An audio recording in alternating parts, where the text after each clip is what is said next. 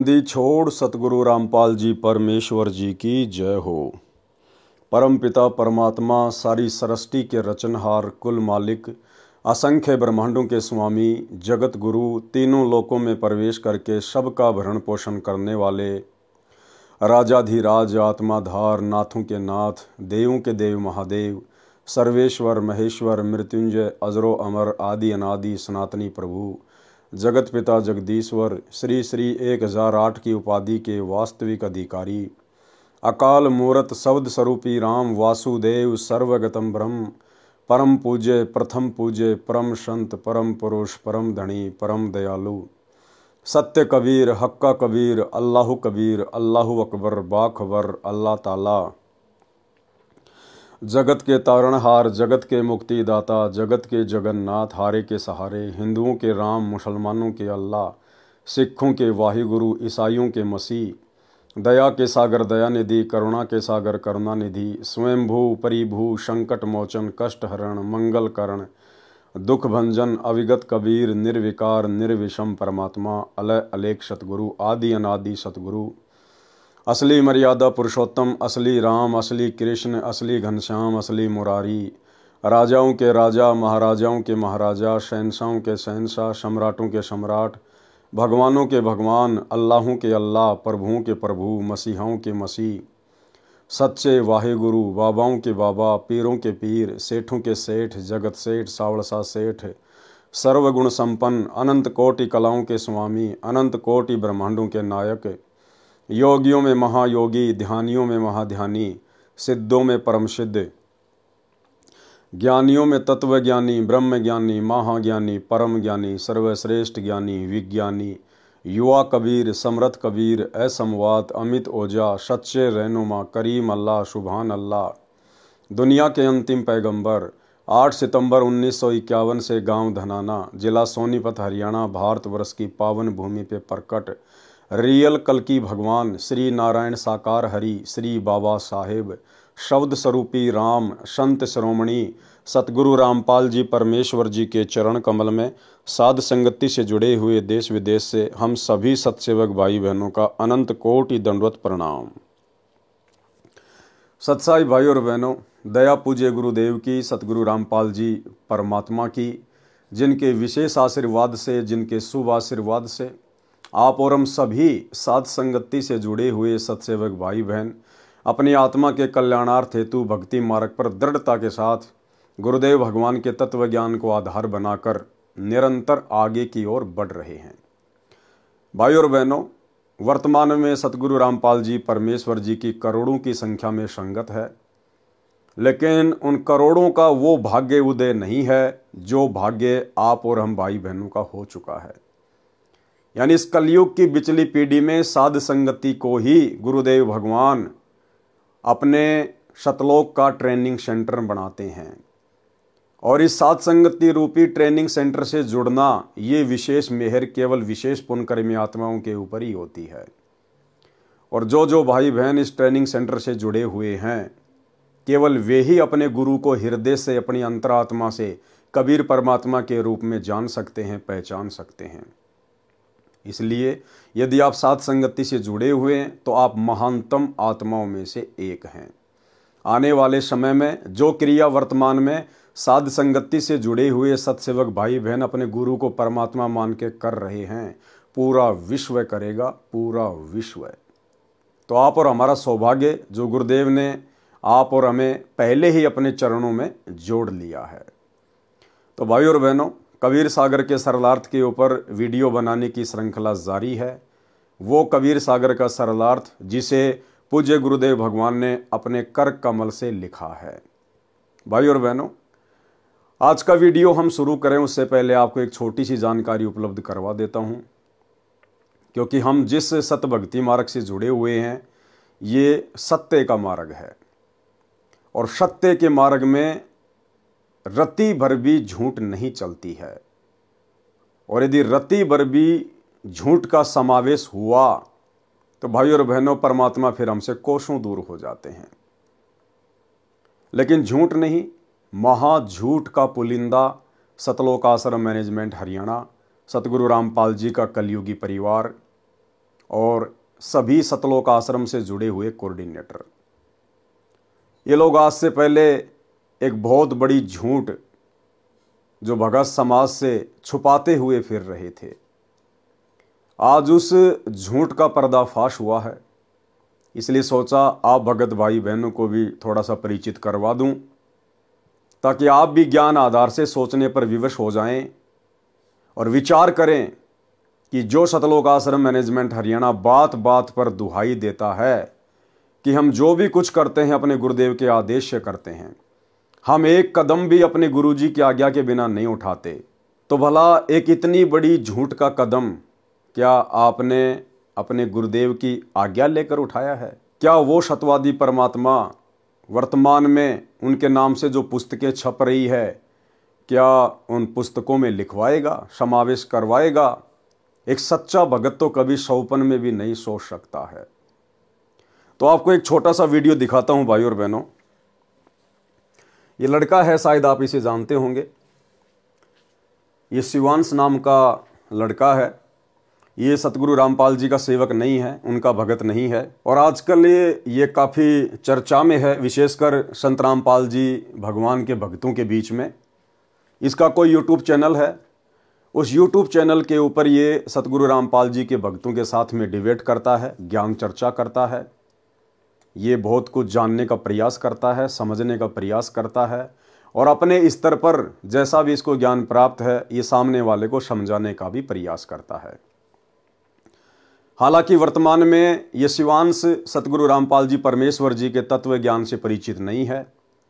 ये फिलहाल शंकराचार्य जी से प्रभावित है, ये उनका शिष्य है, उनके पंथ से जुड़ा हुआ है। इसलिए हम इसकी किसी भी बात का बुरा नहीं मान सकते, क्योंकि ये भी परमात्मा का बच्चा है, सतगुरु रामपाल जी परमेश्वर जी की ही आत्मा है। लेकिन वर्तमान में अभी इसके भक्ति संस्कार इतने मजबूत नहीं हैं, जिस कारण से ये उनका विरोध कर रहा है, उनके तत्व ज्ञान को ना समझकर। अनजान है, इसलिए हम इसकी बातों का बुरा नहीं मानते हैं। परंतु आज इसने जो एक खुलासा किया है वो बहुत बड़ी बात है। इसके द्वारा किया गया एक खुलासा आप सभी सतलोक आश्रमों से जुड़े हुए भाई बहनों को सोचने पर मजबूर कर देगा कि सत्यवादी सतगुरु रामपाल जी परमेश्वर जी के भक्ति मार्ग में इतना बड़ा झूठ क्यों, भगत समाज के साथ इतना बड़ा धोखा क्यों, किस बात का डर, किस बात का भय? एक तरफ तो आप सतलोक आश्रम वाले डंका पीटते हो कि निर्विकार निर्भय तू ही और शकल भयमान, और सब पर तेरी साहिबी तुझ पर साहिब नाए, कि हमारे कबीर परमात्मा निर्विकार हैं, निडर हैं, निर्भय हैं, उनसे बढ़कर कोई परमात्मा नहीं, कोई साहिब नहीं। तो भाई ऐसे निर्भय, निडर, निर्विकार कबीर परमात्मा की शरण में आने के बाद उनकी भक्ति करते करते फिर भाई गुरुदेव भगवान के कलयुगी परिवार को, सतलोक आश्रम मैनेजमेंट हरियाणा को भला किस बात का डर सता रहा था, जो जीने की राह जैसी पुस्तक और अंधश्रद्धा खतरा भक्ति ये ज्ञान, इन पुस्तकों में एड्रेस ही गलत लिख दिया, झूठा एड्रेस लिख दिया। ये शिवांश नाम का लड़का जब इसने देखा कि जीने की राह पुस्तक के ऊपर एक तरफ तो C117 Bawana industrial area Jaipur लिखा हुआ है, और दूसरी जीने की राह पुस्तक के ऊपर C117 बवाना इंडस्ट्रियल एरिया नई दिल्ली लिखा हुआ है। तो जयपुर में तो बवाना नाम की कोई जगह नहीं है, ना ऐसा कोई यहाँ पर औद्योगिक क्षेत्र है। फिर इसने ट्राई किया दिल्ली जाकर, और जब ये दिल्ली में गया इन पुस्तकों के ऊपर लिखे हुए एड्रेस के ऊपर, तो भाई और बहनों वहाँ पर कोई प्रिंटिंग प्रेस नहीं है। जो एड्रेस सतलोक आश्रम मैनेजमेंट हरियाणा ने काल प्रेरणा से डर और भय के कारण जीने की राह और अंधश्रद्धा खतरा भक्ति ये ज्ञान जैसी पुस्तकों के अंदर डाल रखा है, वहाँ तो एक फैक्ट्री है और उस फैक्ट्री में पाउडर बनता है, पाउडर। ये लड़का वहाँ जाके आया, पूरी जांच पड़ताल की, और इसने अपना वीडियो बना के डाला है जो दास आपको दिखा रहा है। मैं यहाँ पर इस फैक्ट्री के जो सुपरवाइजर हैं, इस समय वो हमारे साथ में हैं। आप इनसे पूछिए कि ये यहाँ पर कब से काम कर रहे हैं और ये आपको बताएंगे कि इस फैक्ट्री में इस पते पर क्या होता है, इस बिल्डिंग में क्या होता है C117 में। जी जी हाँ, C117 है, फैक्ट्री सेक्टर 3 में। और यहाँ पर लगभग ये तो लगभग 10-12 साल से यहाँ पर है। और इसमें का तो कोई भी काम यहाँ नहीं होता। पाउडर बनता है, पाउडर कोटिंग वाला, सभी पाउडर कट्टे वगैरह रखे हैं। ये प्लांट है, यहाँ पर कोई ऐसी प्रेस वगैरह नहीं है। ये गलत एड्रेस पे गलत किताब छापी गई है। कोई इस तरह की यहाँ पर इस तरह कोई किताब वगैरह नहीं बनती। ये सब पाउडर का काम है। सब ये प्लांट लगा है, यहाँ पाउडर तैयार होता है। सभी कट्टे रखे हैं पाउडर के। यहाँ पर तो कोई प्रेस का तो कोई संभव ही नहीं है यहाँ पर, क्योंकि इंडस्ट्रियल एरिया है। सब यहाँ पर यही काम होता है। और ये जो बताया गया है ये गलत और अफवाह है। और जो छापा है एड्रेस, ये गलत छापा गया है इसे। तो आपने देख लिया यहाँ पर कि मजदूर यहाँ पर काम करने वाले, यहाँ पर काम करने वाले जो अन्य वर्कर हैं, सुपरवाइज़र हैं, यहाँ पर बताया जा रहा है आपको कि यहाँ पर कोई किताबें नहीं छपती, ये पूरी फर्जी किताबें हैं। इसका अर्थ ये हुआ कि इस किताब के साथ अगर आपको कोई मिलता है बांटता हुआ, तो उसको तुरंत पकड़िए, उसको थाने ले जाइए, उसके खिलाफ FIR दर्ज कराइए। ये फर्जी किताबें कहाँ छप रही हैं? ये आप FIR करा सकते हैं इन रामपालियों के खिलाफ जो सतलोक आश्रम के नाम पे आपको फर्जी किताबें बेची जा रही हैं। इनका कोई रजिस्ट्रेशन नंबर नहीं है, कोई GST नंबर नहीं है, पूरी फर्जी किताबें बेची जा रही हैं। इनको आप थाने ले जा करके, कोई भी व्यक्ति आज के बाद कोई भी रामपाली अगर मिले इन किताबों को बांटने वाला, आप उनकी FIR तुरंत दर्ज करा सकते हैं, क्योंकि ये किताबें पूरी फर्जी हैं, झूठ बोल रही हैं। अंदर हमारे देवी देवताओं का अपमान है, पूजा पद्धति का अपमान है, ग्रंथों का अपमान है, आचार्यों का अपमान है, दुर्गा माता का अपमान है, शिव भगवान का अपमान है। और बाहर छपती कहाँ है? छपती जहां पर ये छपती हैं किताबें, उस एड्रेस पर पाउडर बनता है, ना कि कोई प्रिंटिंग प्रेस है। अभी मैं ऊपर से भी आपको ये बिल्डिंग दिखाऊंगा। सब आप कब से हैं यहाँ पर? यहाँ पे हम लोग 8-10 साल से हैं। तो आपका शुभ नाम? विजय कुमार। तो विजय कुमार जी, ये हम लोग खड़े हुए हैं, आप यहाँ कहाँ खड़े हैं आप बता दीजिए। ये बवाना सेक्टर 3 है जी, इंडस्ट्री एरिया जी, यही है। और ये प्लॉट नंबर ये मतलब वो 17 या 18 है। 118 C 118 है, C118 सेक्टर 3 का। C 117 है वो। अच्छा, सेक्टर 3। आप बताएंगे C117 में क्या होता है? क्या इसमें तो पाउडर ऑर्डर का काम होता है। यहाँ पे कोई प्रिंटिंग नहीं, प्रिंटिंग प्रेस नहीं है यहाँ। प्रिंटिंग प्रेस था ही नहीं, कभी नहीं था। नहीं, हम लोग तो बराबर यहाँ रहते हैं। प्रिंटिंग प्रेस रहता तो गत्ता उत्ता दिखाई देता, यहाँ ऐसा कुछ नहीं था जी। अच्छा, आप किस फैक्ट्री में काम करते हैं? हम लोग ये सामने C 128 में। C 128 में। अच्छा, बहुत बहुत धन्यवाद आपका, बहुत बहुत। अरे भाई साहब, राम राम। हम ये कह रहे हैं, आपकी जो किताबें छपती हैं, कबीर प्रिंटर्स का नाम इसमें डला हुआ है, C 117 sector 3 Bawana industrial area नई दिल्ली, यहीं पे छपती हैं क्या आपकी किताबें? क्यों जी? आपने वो लिखा है ना कबीर प्रिंटर्स? नहीं, आपको किताब चाहिए क्या? नहीं, हमें ये जानना है ये किताबें छपती कहाँ हैं? यहीं पे छपती हैं ना? चालू रखे। हाँ, लाइन पे रहे, बताते जी।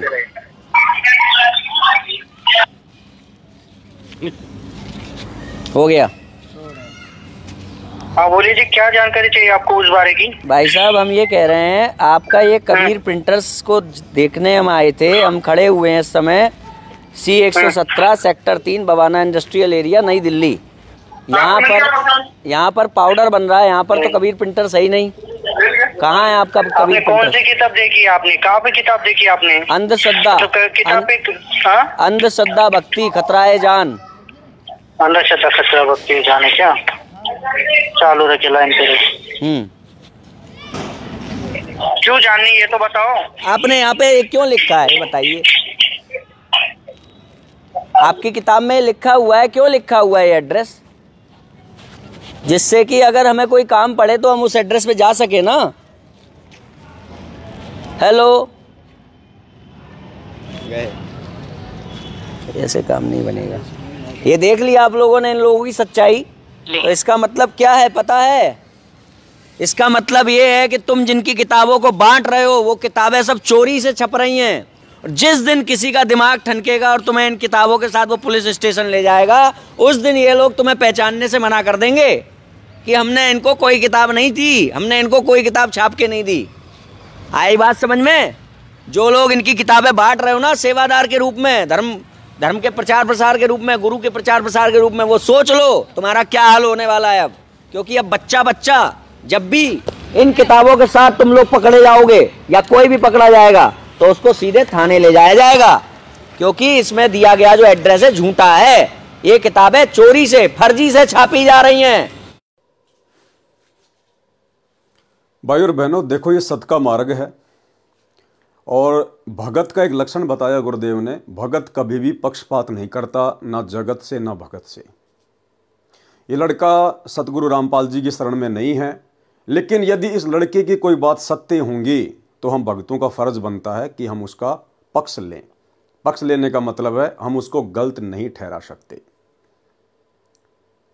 ये बहुत ही घटिया और शर्मसार करने वाली बात है कि सतवादी सतगुरु रामपाल जी परमेश्वर जी के नाम से छापी जा रही पुस्तकों में गलत एड्रेस लिखा गया है। यदि सतलोक आश्रम मैनेजमेंट हरियाणा के ऊपर इस फैक्ट्री का मालिक, जिस फैक्ट्री में पाउडर बनता है, यदि वो मुकदमा कर दे, इन लोगों की जमानत भी करवाने वाला कोई नहीं मिलेगा, जमानत भी करवाने वाला। इतना बड़ा जुर्म, इतना बड़ा झूठ इन लोगों ने बोला है। क्या आवश्यकता थी भाई और बहनों इन लोगों को गलत एड्रेस देने की? क्या आवश्यकता आन पड़ी थी? क्या सतगुरु रामपाल जी भगवान का ज्ञान जो इन पुस्तकों में लिखा हुआ है, क्या वो शास्त्रों के विरुद्ध है? क्या वास्तव में सतगुरु रामपाल जी का ज्ञान घटिया है, कमजोर है, झूठा है, जो भय और डर के कारण इन पुस्तकों में गलत एड्रेस दे दिया गया है? और यदि सतगुरु रामपाल जी का ज्ञान सत्य है और यदि सतलोक आश्रम मैनेजमेंट हरियाणा को, गुरुदेव के कलयुगी परिवार को इस बात पर पूरा विश्वास है, तो भला फिर डर किस बात का, भय किस बात का? गलत एड्रेस क्यों दिया? अगर कोई आपसे वाद विवाद करे, आपसे कोई ज्ञान चर्चा करना चाहे, तो खुलकर आप जी उनके साथ में ज्ञान चर्चा कीजिए। आप टीवी चैनल पर आइए, डिबेट कीजिए कि साहब जो पुस्तकें हम छाप रहे हैं, इन पुस्तकों में भला गलत क्या है।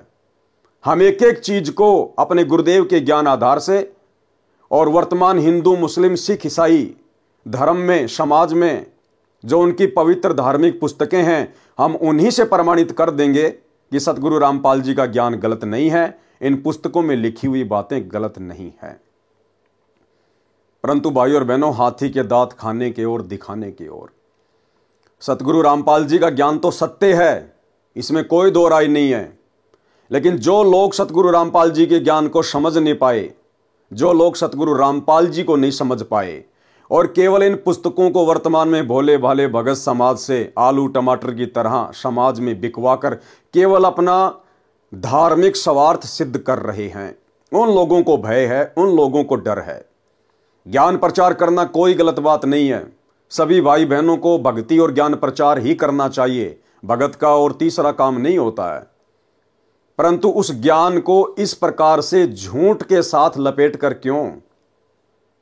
ना ये पुस्तकें गलत, इन पुस्तकों में जिस महापुरुष का ज्ञान है, ना वे सतगुरु रामपाल जी भगवान गलत, ना बेचारे भोले भाले भगत जो इन पुस्तकों को बांट रहे हैं वो गलत।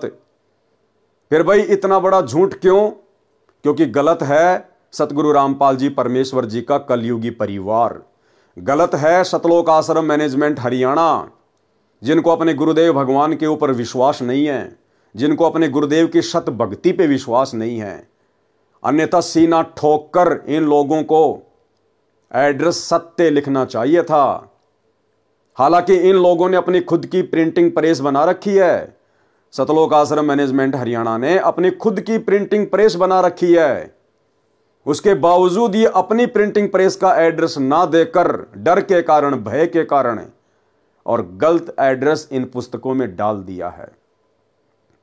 और ये शिवांश नाम का लड़का जो कह रहा है ये बात परम सत्य है, इसमें कोई दो राय नहीं है कि जिस दिन इन पुस्तकों को बांटने वाले समाज के लोगों के हत्थे चढ़ गए या पुलिस प्रशासन के हत्थे चढ़ गए, तो ये लोग आपकी खैर खबर लेने नहीं आएंगे।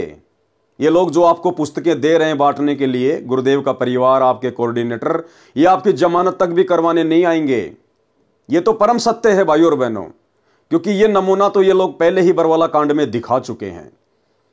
जिस समय इन्होंने अपनी मनमानी के चलते 2014 में बरवाला कांड करवाया, जजों के खिलाफ पुस्तकें लिखी, प्रशासन को भड़काया, संत रामपाल जी को इन्होंने बंधक बनाया और उनके भोले भाले भक्तों को उन्हीं का आदेश बताकर आश्रम के बाहर काले कपड़े पहनाकर, हाथों में हथियार देकर, डंडे देकर पुलिस प्रशासन के साथ मरने मारने के लिए खड़ा कर दिया गया। और जब मीडिया वालों ने सवाल किया आश्रम के मीडिया प्रभारी राज कपूर उर्फ प्रीतम दास से, तो उस बंदे ने साफ साफ मना कर दिया कि महिला और बच्चों को हम नहीं लाए हैं, ये तो अपने आप ही आकर बैठ गए हैं। जबकि इन भक्तों की सहमति के बिना एक चिड़ी का बच्चा भी आश्रम के बाहर नहीं बैठ सकता था। उस समय जो भी आदेश दिए जा रहे थे सतलोक आश्रम मैनेजमेंट हरियाणा के द्वारा गुरुजी का नाम लेकर दिए जा रहे थे। और जब मीडिया वालों ने पूछा कि ये महिला और बच्चे बाहर क्यों बैठे हैं, आप इनको हटा क्यों नहीं रहे, तो झट से सतलोक आश्रम मैनेजमेंट हरियाणा वालों ने मना कर दिया कि बच्चे और महिला हम नहीं लेकर आए। ये लोग भाई और बहनों पैदाइशी झूठे हैं, पैदाइशी। ये लोग पहले भी सतगुरु रामपाल जी को मानुष मानते थे और आज भी मानुष ही मानते हैं, तभी तो इन लोगों ने सही एड्रेस इन पुस्तकों पर नहीं डाला है। तो वो बरवाला कांड का एक छोटा सा वीडियो मैं आपको दिखा देता हूं ताकि आपको।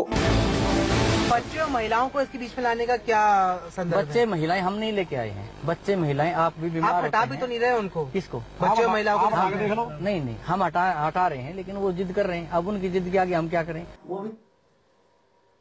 ये जो बंदा है आप जो देख पा रहे हैं इधर, ये इसका नाम है बीरेंद्र। ये सतगुरु रामपाल जी का बड़ा लड़का है। और ये जो बंदा है इसका नाम है राज कपूर उर्फ प्रीतम दास। ये 2014 बरवाला कांड से पहले सतलोक आश्रम बरवाड़ा में भक्तों का इंटरव्यू लिया करता था और ये उस समय मीडिया प्रभारी था। अब ये दोनों बंदे इतने बड़े जिम्मेदार व्यक्ति आश्रम के और सरेआम मीडिया के सामने झूठ बोल रहे हैं, जबकि इसको भी सारनाम मिला हुआ है, इसको भी सारनाम मिला हुआ है और ये तो सतगुरु रामपाल जी का बड़ा लड़का है।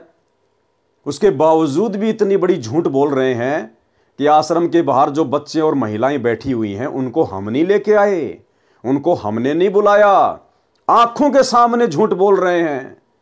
तो भला जो पुस्तक बांटने वाले बेचारे भोले भाले भाई बहन हैं, जिस दिन ये पकड़े जाएंगे उस दिन भला ये कैसे जिम्मेदारी लेंगे कि भाई ये पुस्तकें हम छाप रहे हैं, हम ही इनको ये पुस्तकें उपलब्ध करवाते हैं।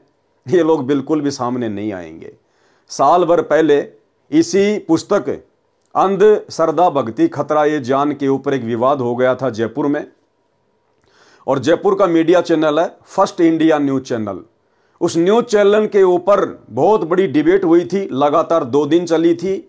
न्यूज चैनल वालों ने सतलोक आश्रम मैनेजमेंट हरियाणा को डिबेट के लिए बुलाया, लेकिन ये लोग डिबेट के लिए बिल्कुल भी सामने नहीं आए, क्योंकि भाई और बहनों इन लोगों को डर है, इनको भय है।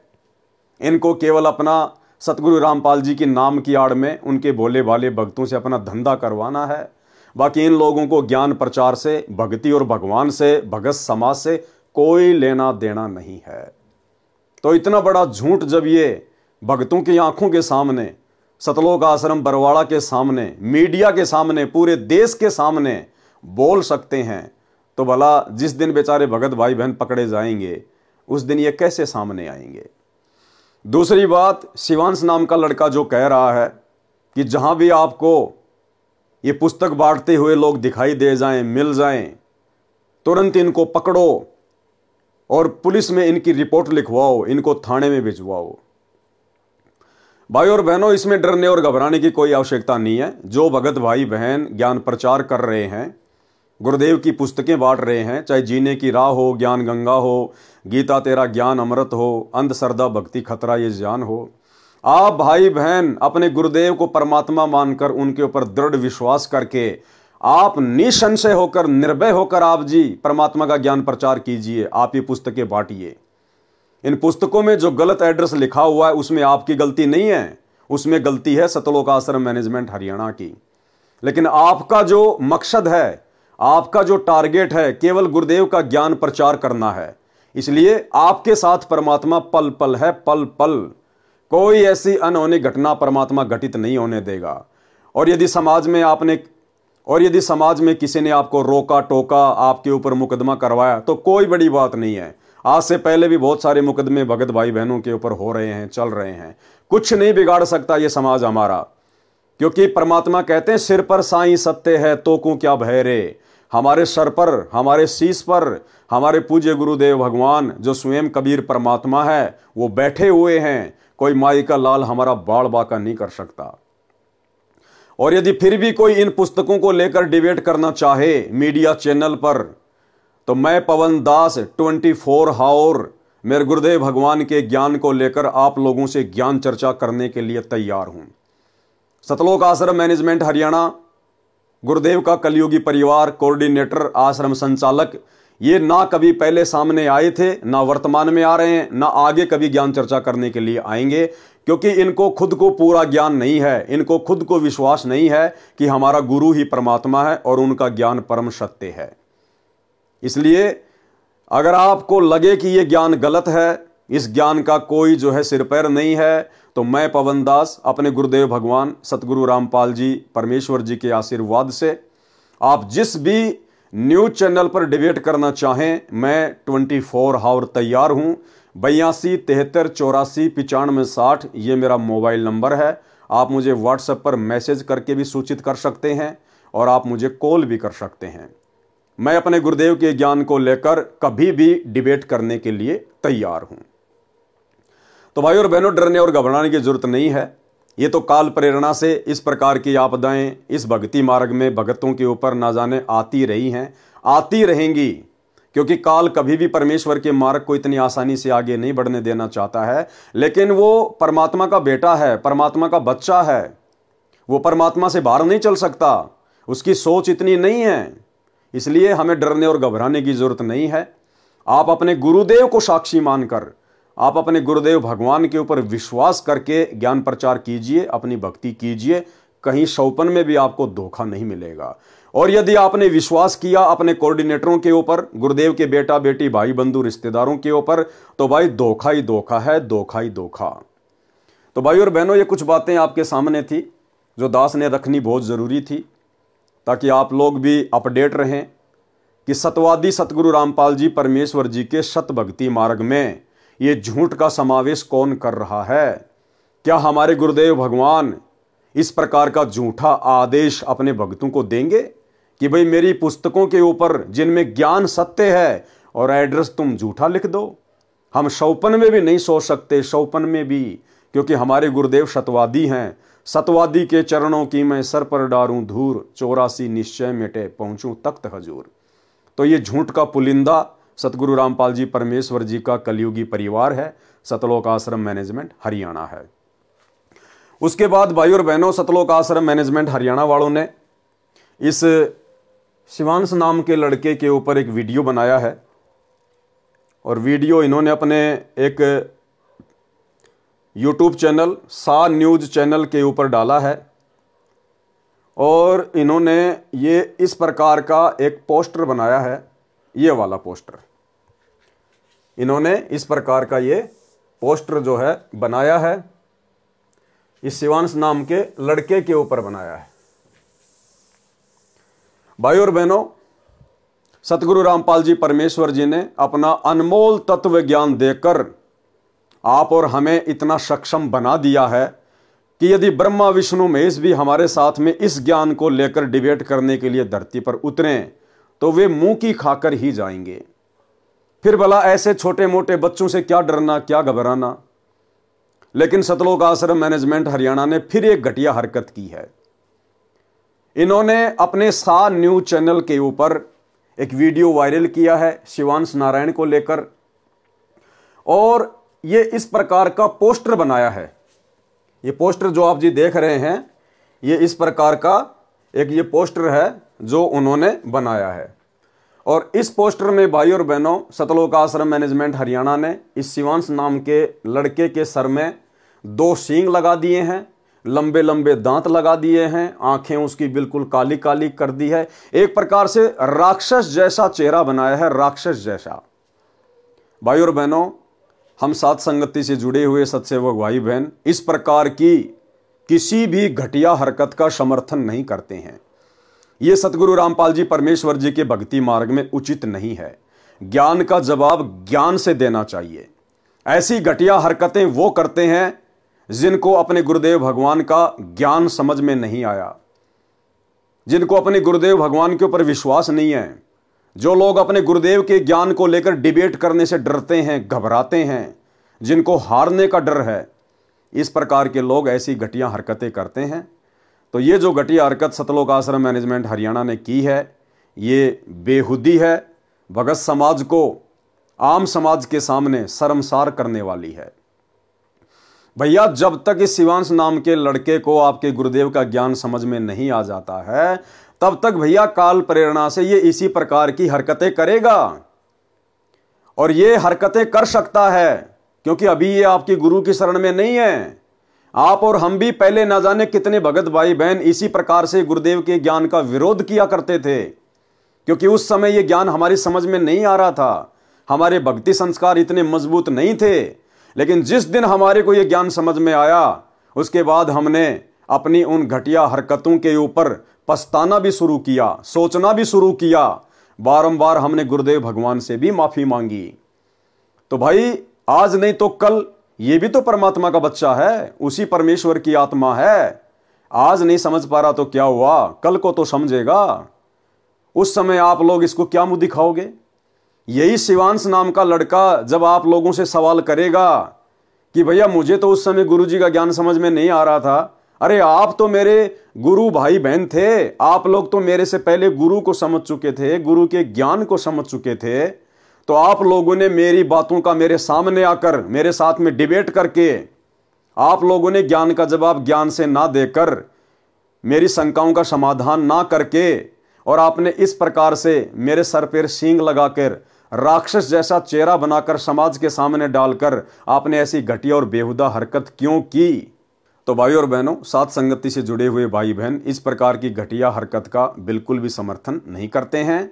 परमेश्वर का ज्ञान अनमोल है, परम सत्य है। यदि आपको ज्ञान समझ में आया है तो आपने ज्ञान आधार से सामने वाले को संतुष्ट करना चाहिए। ये बात अलग है कि सामने वाला आपके ज्ञान से संतुष्ट होता है या नहीं होता है, लेकिन इस प्रकार की घटिया हरकतें करने से बचना चाहिए। उसके बाद भाई और बहनों, हाल ही एक नया वीडियो, अभी जो लेटेस्ट वीडियो सतलोक आश्रम मैनेजमेंट हरियाणा ने मुझ पवन दास के ऊपर भी वायरल किया है, और उसका भी एक पोस्टर इन्होंने बना के डाला है, वो भी मैं आपको दिखा देता हूं। ये मेरे ऊपर एक नया वीडियो इन्होंने डाला है आज 29 दिसंबर 2024 को। इनका ये सा न्यूज चैनल है, आप वहां जाकर देख सकते हैं। गुरुद्रोही एक्सपोज्ड, सावधान सावधान सावधान, धोखेबाजों से सावधान। पूरा वीडियो देखिए सा न्यूज चैनल पर, आप जिस वीडियो को जाकर देख सकते हैं। और बहुत ही बेहुदा तरीके से इन्होंने, क्योंकि झूठ तो इनका पैदाइशी गुण है, बहुत सारी झूठ, बल्कि सारी की सारी झूठ इन लोगों ने मुझ पवन दास के विषय में इस 1.5 घंटे के वीडियो में बोली हुई है। इन्होंने कहा है कि पवन दास के ऊपर 12 से ज़्यादा मुकदमे चल रहे हैं। ये कभी जिंदगी में 12 से ज़्यादा मुकदमे मेरे ऊपर वर्तमान 29 दिसंबर 2024 तक ये साबित नहीं कर पाएंगे। मेरे ऊपर केवल वर्तमान में एक मुकदमा है, जो कि मेरे पूज्य गुरुदेव भगवान सतगुरु रामपाल जी परमेश्वर जी ने इस परीक्षा के समय में मेरी परीक्षा लेने के लिए और भगत समाज की परीक्षा लेने के लिए 420 का लगाया हुआ है। इसके अलावा मेरे ऊपर और कोई मुकदमा नहीं है। दूसरा झूठ इन्होंने बोला कि पवन दास के अवैध संबंध उसके छोटे भाई की पत्नी के साथ में थे, और एक समय पवन दास के छोटे भाई ने अपनी पत्नी को पवन दास के साथ आपत्तिजनक स्थिति में देख लिया, जिस कारण से उसके भाई ने अपनी पत्नी को तेल डालकर जला दिया। भाई और बहनों, ऐसी ऐसी महाझूठ इन लोगों ने इस वीडियो में डाल रखी हैं। मैंने वीडियो पूरा नहीं देखा, लेकिन जितना देखा उसके बाद मैंने उसको बंद कर दिया, क्योंकि मैं तो इन लोगों की पैदाइशी घटिया हरकतों से भली भांति परिचित हूँ। 10 साल से मैं इन महा झूठे लोगों को झेल रहा हूँ।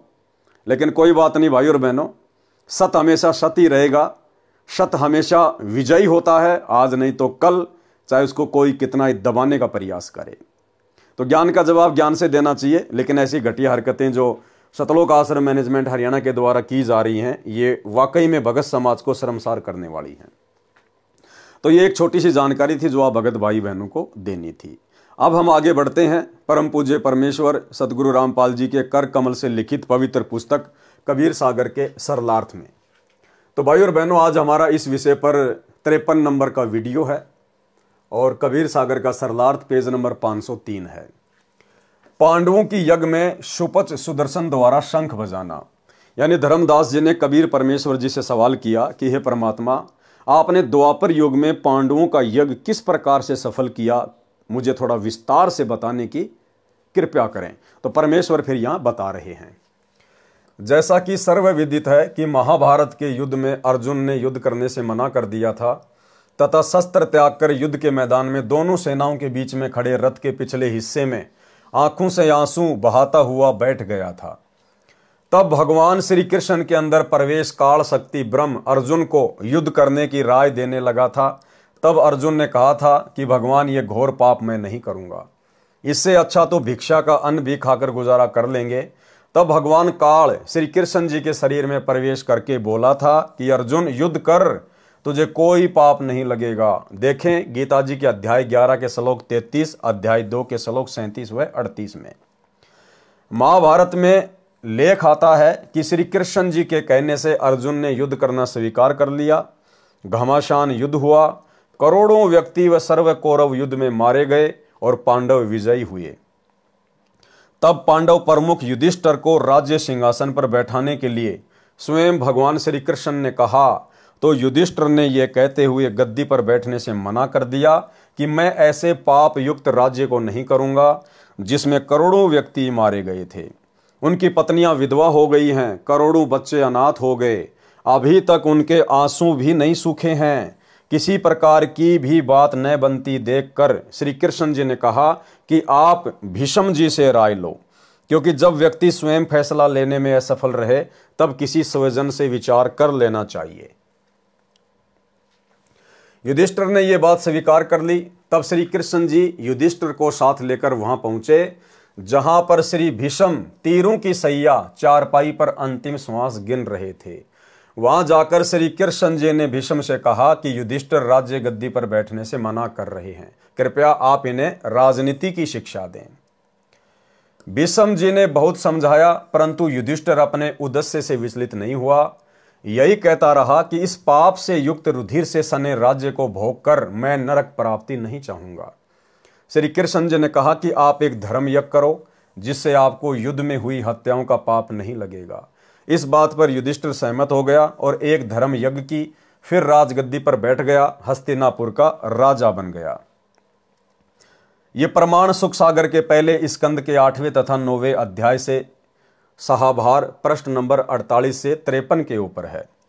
कुछ वर्षों के पर्यंत युधिष्ठिर को भयानक शौपन आने शुरू हो गए, जैसे बहुत सी औरतें रोती बिलखती हुई अपनी चूड़ियां तोड़ रही हैं तथा उनके मासूम बच्चे अपनी मां के पास खड़े, कुछ बैठे पिता पिता कहकर रो रहे हैं, मानो कह रहे हों, हे राजन, हमें भी मरवा दे, भेज दे हमारे पिता के पास। कई बार बिना शीश के धड़ दिखाई देते हैं, किसी की गर्दन कहीं पड़ी है, धड़ कहीं पड़ा है, हाहाकार मची हुई है। युधिष्ठिर की नींद उचट जाती, घबरा कर बिस्तर पर बैठकर हाँपने लग जाता, सारी सारी रात बैठकर या महल में घूमकर व्यतीत करता है। एक दिन द्रौपदी ने बड़े पति की यह दशा देखी, परेशानी का कारण पूछा तो युधिष्ठिर कुछ नहीं कहकर टाल गए। जब द्रौपदी ने कई रात्रियों में युधिष्ठिर की यह दुर्दशा देखी तो एक दिन चारों अर्जुन, भीम, नकुल, सहदेव को बताया कि आपका बड़ा भाई बहुत परेशान है, कारण पूछो। तब चारों भाइयों ने बड़े भैया से प्रार्थना करके पूछा कि कृपया परेशानी का कारण बताओ। ज्यादा आग्रह करने पर अपनी सर्व कहानी सुनाई। पांचों भाई इस परेशानी का कारण जानने के लिए भगवान श्री कृष्ण जी के पास गए तथा बताया कि बड़े भैया युधिष्ठिर जी को भयानक शौपन आ रहे हैं, जिनके कारण उनकी रात्रि की नींद व दिन का चैन व भूख समाप्त हो गई है। कृपया कारण व समाधान बताएं। सारी बात सुनकर श्री कृष्ण जी बोले, युद्ध में किए हुए पाप परेशान कर रहे हैं, इन पापों का निवारण यज्ञ से होता है। गीता जी के अध्याय 3 के श्लोक 13 का हिंदी अनुवाद, यज्ञ में प्रतिष्ठित इष्ट अर्थात पूर्ण परमात्मा को भोग लगाने के बाद बने प्रसाद को खाने वाले श्रेष्ठ पुरुष सब पापों से मुक्त हो जाते हैं।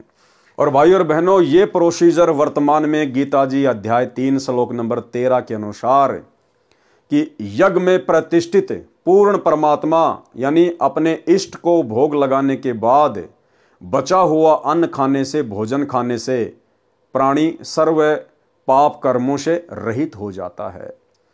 इस प्रोसीजर से वर्तमान में यदि इस पूरी पृथ्वी पर कोई भक्ति कर रहा है तो केवल साध संगति से जुड़े हुए सत्सेवक भाई बहन कर रहे हैं, क्योंकि दुनिया वालों को तो अभी तक वैसे ही नहीं पता कि पूर्ण परमात्मा कौन है, एकमात्र इष्ट कौन है, जिसके लिए गीता जी अध्याय 3 श्लोक 13 में वो श्लोक लिखा गया है। दूसरी बात, सतलोक आश्रम मैनेजमेंट हरियाणा से जुड़े हुए भाई बहन, इनको अपने गुरुदेव में सतगुरु रामपाल जी में पूर्ण परमात्मा दिखाई नहीं देता, ये उनको अपना इष्ट नहीं मानते। सतलोक आश्रमों से जुड़े हुए भाई बहन अपना इष्ट, अपना परमात्मा मानते हैं एक दाढ़ी मूछ वाली कबीर जी की समझे जाने वाली नकली मुर्दा फोटो को। इसलिए भाई और बहनों, ये सौभाग्य केवल सत्सेवक भाई बहनों को प्राप्त है, क्योंकि हम सत्सेवक भाई बहन ही अपने गुरु जी को इष्ट रूप में मानकर घर घर में उनका आसन लगाकर, घर को ही आश्रम बनाकर, ज्ञान को आधार बनाकर अपने गुरुदेव को गीता अध्याय 3 श्लोक 13 के अनुसार इष्ट मानकर प्रतिदिन भोग लगाकर ही अन्न जल ग्रहण करते हैं। इसलिए सतगुरु रामपाल जी परमेश्वर जी की लाखों करोड़ों की संगत में से वर्तमान में पूर्णतया पाप नाशक भक्ति केवल सत्सेवक भाई बहन ही कर रहे हैं। गीता जी के अध्याय 3 के श्लोक 13 का हिंदी अनुवाद, यज्ञ में प्रतिष्ठित इष्ट अर्थात पूर्ण परमात्मा को भोग लगाने के बाद बने प्रसाद को खाने वाले श्रेष्ठ पुरुष सब पापों से मुक्त हो जाते हैं। जो पापी लोग अपना शरीर पोषण करने के लिए ही अन्न पकाते हैं, वे तो पाप को ही खा रहे हैं। तो सत्सेवकों को छोड़कर बाकी दुनिया वाले और सतलोक आश्रमों से जुड़े हुए भाई बहन केवल पाप ही खा रहे हैं, अर्थात यज्ञ करके सर्व पापों से मुक्त हो जाते हैं। और कोई चारा न देखकर पांडवों ने श्री कृष्ण जी की सलाह स्वीकार कर ली। यज्ञ की तैयारी की गई। सर्व पृथ्वी के मानव, ऋषि, सिद्ध, साधु व स्वर्ग लोक के देव भी आमंत्रित करने को श्री कृष्ण जी ने कहा कि जितने अधिक व्यक्ति भोजन पाएंगे उतना ही अधिक पुण्य होगा। इसलिए भाई और बहनों, भंडारों में हम लोगों ने भोजन नहीं खाना चाहिए। किसी भी धार्मिक अनुष्ठान में जो हमारे इष्ट, हमारे पूज्य गुरुदेव के निमित्त ना हो, हमने वहां पर जल भी ग्रहण नहीं करना चाहिए। श्री कृष्ण जी क्या कह रहे हैं कि पृथ्वी के सभी प्राणियों को आमंत्रित कर दो।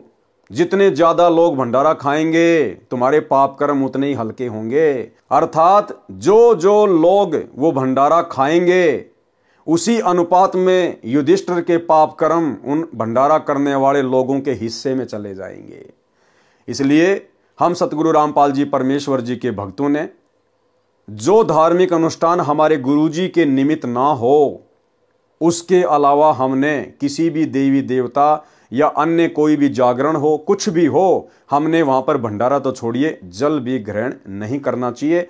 अन्यथा हम मर्यादाहीन हो जाएंगे और दुनिया भर का पाप, जो 3 लोक का भार उन अनुपदेशी लोगों के सिर पर काल ने रखा हुआ है, वो हम अपने सिर पर ले लेंगे। श्री कृष्ण जी ने कहा कि जितने अधिक व्यक्ति भोजन पाएंगे उतना ही अधिक पुण्य होगा, परंतु संतों व भक्तों से विशेष लाभ होता है। उनमें भी कोई परम शक्ति युक्त संत होगा, वह पूर्ण लाभ दे सकता है। तथा यज्ञ पूर्ण होने का साक्षी एक 5 मुख वाला पंचजन्य शंख एक सुसज्जित ऊंचे आसन पर रख दिया जाएगा। भाई और बहनों, श्री कृष्ण जी के अंदर ये प्रेरणा भी कबीर परमेश्वर सतगुरु रामपाल जी भगवान ने ही की कि वहां पर एक 5 मुख वाला पंचजन्य शंख रख दिया जाए, ताकि ये पता चले कि यदि किसी परम संत ने भोजन किया है तो ये शंख 5 बार आवाज करेगा। जानबूझकर कबीर परमेश्वर जी ने श्री कृष्ण जी के अंदर प्रेरणा करके वो पंचजन्य शंख रखवाया। इन 12 करोड़ ब्राह्मणों को, 9 नाथों, 84 सिद्धों, 88,000 ऋषियों को और 33 करोड़ देवी देवताओं सहित सूक्ष्म रूप में ब्रह्मा विष्णु महेश को असफल सिद्ध करने के लिए, ताकि दुनिया को पता चले कि जो भक्ति तुम कर रहे हो, जिन भगवानों को भगवान मान के तुम भक्ति कर रहे हो, जिन साधु संत महात्मा मंडलेश्वरों की शरण में तुम मोक्ष प्राप्ति की उम्मीद लगाए बैठे हो, ये सब के सब भक्ति से खाली हैं। ये सब के सब काल की गोद में खेल रहे हैं। इनके भोजन करने से शंख नहीं बजा। और उसके बाद में कबीर परमेश्वर अपने भगत सुपच सुदर्शन के रूप में स्वयं आए भोजन करने के लिए। उस समय वो शंख बजा ताकि परमेश्वर की महिमा पूरे संसार में हो। और आने वाले समय में जब भक्ति युग आएगा, जब कलयुग की पिछली पीढ़ी आएगी, जब कलयुग का 5505 वर्ष वाला वो समय आएगा, उस समय जो आत्मा उस कबीर परमात्मा सतगुरु रामपाल जी की शरण में आएंगी, तो उन आत्माओं के सामने एक उदाहरण पेश किया जा सके। उन आत्माओं को ये कथाएं सुन के दृढ़ विश्वास हो जाए कि केवल कबीर परमात्मा ही सर्वशक्तिमान है, इसके अलावा किसी भी भगवान की भक्ति करने से मोक्ष प्राप्त नहीं किया जा सकता। एकमात्र कबीर परमेश्वर सतगुरु रामपाल जी के अलावा बाकी कोई भी देवी देवता ब्रह्मा विष्णु महेश समर्थ नहीं है। तथा यज्ञ पूर्ण होने का साक्षी एक 5 मुख वाला पंचजन्य शंख एक सुसज्जित ऊंचे आसन पर रख दिया जाएगा। तथा जब इस यज्ञ में कोई परम शक्ति युक्त संत भोजन खाएगा तो यह शंख स्वयं आवाज करेगा। इतनी गूंज होगी कि पूरी पृथ्वी पर तथा स्वर्ग लोक तक आवाज सुनाई देगी। यज्ञ की तैयारी हुई। निश्चित दिन को सर्व आदरणीय आमंत्रित भगतगण 88,000 ऋषि, 33 करोड़ देवता, 9 नाथ, 84 सिद्ध, ब्रह्मा विष्णु शिव आदि पहुंच गए। यज्ञ कार्य शुरू हुआ। बाद में सब ने यज्ञ का बचा प्रसाद भंडारा सर्व उपस्थित महानुभावों व भक्तों तथा जनसाधारण को खिलाया। स्वयं भगवान श्री कृष्ण जी ने भी भोजन खा लिया, परंतु शंख नहीं बजा। शंख नहीं बजा तो यज्ञ संपूर्ण नहीं हुई। उस समय युधिष्ठिर ने श्री कृष्ण जी से पूछा, हे मधुसूदन, शंख नहीं बजा, सर्व महापुरुषों व आगंतुकों ने भोजन पा लिया, कारण क्या है? श्री कृष्ण जी ने कहा कि इनमें कोई पूर्ण संत सतनाम व सारनाम उपासक नहीं है। तो भाई फिर श्री कृष्ण जी क्या रह गए? अरे श्री कृष्ण जी ने भी तो भोजन खा लिया। श्री कृष्ण उर्फ विष्णु। भाई अगर उन बाकी संतों महंतों मंडलेश्वरों 9 नाथ, 84 सिद्ध, 88,000 ऋषि, 33 करोड़ देवी देवता और सूक्ष्म रूप में ब्रह्मा और शिवजी ये सब भोजन कर चुके थे, लेकिन शंख नहीं बजा। तो युधिष्ठिर श्री कृष्ण जी से पूछ रहा है कि भगवान शंख नहीं बजा। तो श्री कृष्ण ने कहा कि इनमें कोई भी पूर्ण शक्ति युक्त नहीं है, कोई भी उस पूर्ण परमात्मा का सतनाम या सारनाम उपासक संत नहीं है। तो भाई और बहनों, श्री कृष्ण भी फैल। इसलिए परमेश्वर ने अपनी महिमा करनी थी द्वापर युग में उस यज्ञ के माध्यम से, ताकि आज आप और हमें विश्वास हो। कारण क्या है? श्री कृष्ण जी ने कहा कि इनमें कोई पूर्ण संत सतनाम व सारनाम उपासक नहीं है। तब युधिष्ठिर को बड़ा आश्चर्य हुआ कि इतने महामंडलेश्वर, जिसमें वशिष्ठ मुनि, मार्कंडे, लोमस ऋषि, 9 नाथ, गोरखनाथ जैसे 84 सिद्ध आदि आदि, व स्वयं भगवान श्री कृष्ण जी ने भी भोजन खा लिया, परंतु शंख नहीं बजा। इस पर श्री कृष्ण जी ने कहा, ये सर्व मान बढ़ाई के भूखे हैं। भाई अगर श्री कृष्ण जी मान बढ़ाई के भूखे नहीं थे तो भोजन तो उन्होंने भी खा लिया था, फिर उनके भोजन करने से शंख क्यों नहीं बजा? परमात्मा चाहने वाला कोई नहीं तथा अपनी मनमुखी साधना करके सिद्धि दिखाकर दुनिया को आकर्षित करते हैं। भोले लोग इनकी वाह वाह करते हैं तथा इनके इर्द गिर्द मंडराते हैं। ये स्वयं भी पशु जूनी में जाएंगे तथा अपने अनुयायियों को भी नरक में ले जाएंगे। सोचिए भाई और बहनों, ये द्वापर युग की बातें हैं। द्वापर युग के साधु संत महात्मा ऋषि मंडलेश्वर आचार्य ये वर्तमान कलयुग के आचार्य और शंकराचार्य से तो लाखों गुना ज्यादा उत्तम, शुद्ध और पाक थे और वेदों के अनुसार साधना किया करते थे। सोचिए, जब उन लोगों के भोजन करने से शंख नहीं बजा, अर्थात उस समय धरती पर उन 9 नाथ 84 सिद्धों में, 33 करोड़ देवी देवताओं में, ब्रह्मा विष्णु महेश में कोई पूर्ण शक्ति युक्त नहीं था, कोई पूर्ण परमात्मा का सतनाम और सारनाम उपासक नहीं था। तो वर्तमान में जो आचार्य शंकराचार्य हैं, दिन भर में कोई 10 यूट्यूब पर नए आचार्य बनते हैं। भला वर्तमान के इन साधु संत महात्माओं की क्या बिसात, क्या औकात कि इनकी ओट लेकर, इनकी शरण में आकर टूटी फूटी आदि अधूरी भक्ति करके आप जी 84 लाख योनियों और नरक के महादुख से बच सकते हैं, कभी शौपन में नहीं बच सकते। गरीब साहिब के दरबार में गाहक कोटि अनंत, 4 चीज ये चाहते, रिद्धि सिद्धि मान महंत। गरीब ब्रह्मरंध्र के घाट को खोलत है कोई एक, द्वारे से फिर जाते हैं ऐसे बहुत अनेक। गरीब बीजक की बाता कहें बीजक नाही हाथ, पृथ्वी डोबन उतरे कह मीठी बात। गरीब बीजक की बाता कहें बीजक नाही पास, औरों को प्रमोद ही आपन चले निराश। प्रमाण के लिए गीता जी के कुछ श्लोक।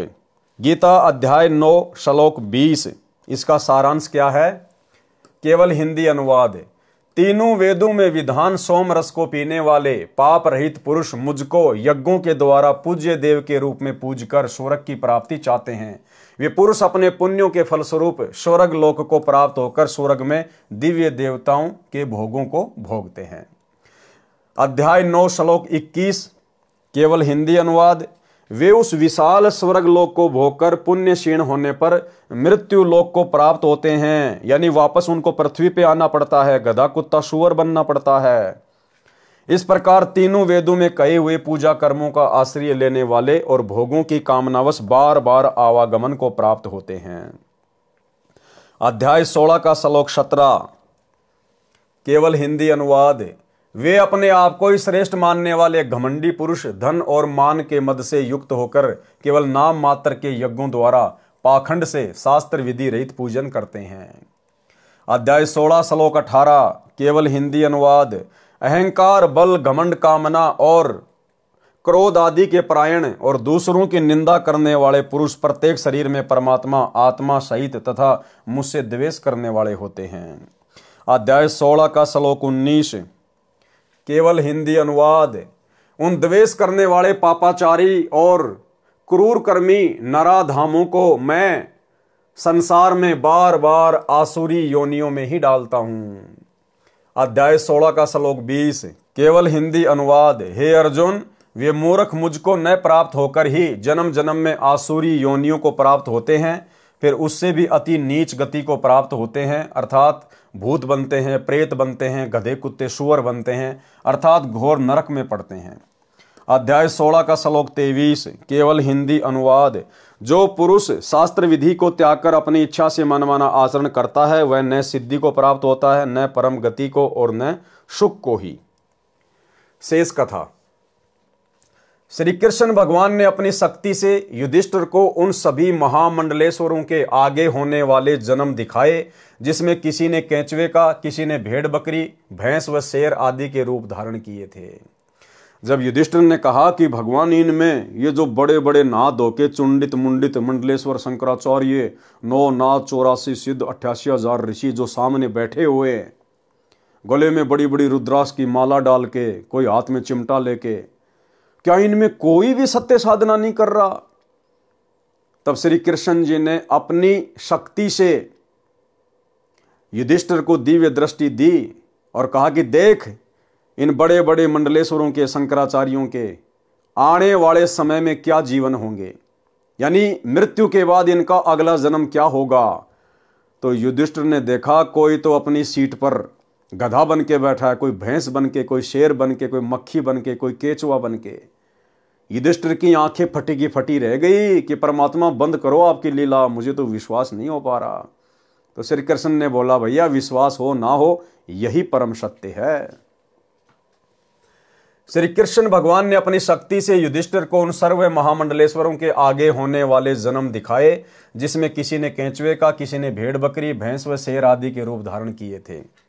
और भाई और बहनों देखो, आज हमें ये सारी बातें इस तत्व ज्ञान को आधार बनाने के बाद में समझ में आएंगी। करे करावे साइया मन में लहर उठा, दादू सिरदर जीव के आप बगल हो जा। उस समय युधिष्ठिर को श्री कृष्ण जी के रूप में वो दिव्य दृष्टि देकर उन महामंडलेश्वरों के अगले जन्म दिखाने वाले कोई और नहीं थे, स्वयं कबीर परमात्मा सतगुरु रामपाल जी थे, जो आज आप और हम कलयुग की बिचली पीढ़ी वाले भक्तों को पूर्ण विश्वास दिलाना चाहते हैं कि इस दुनिया में कबीर परमेश्वर के अलावा किसी के पास भी सत भक्ति नहीं है।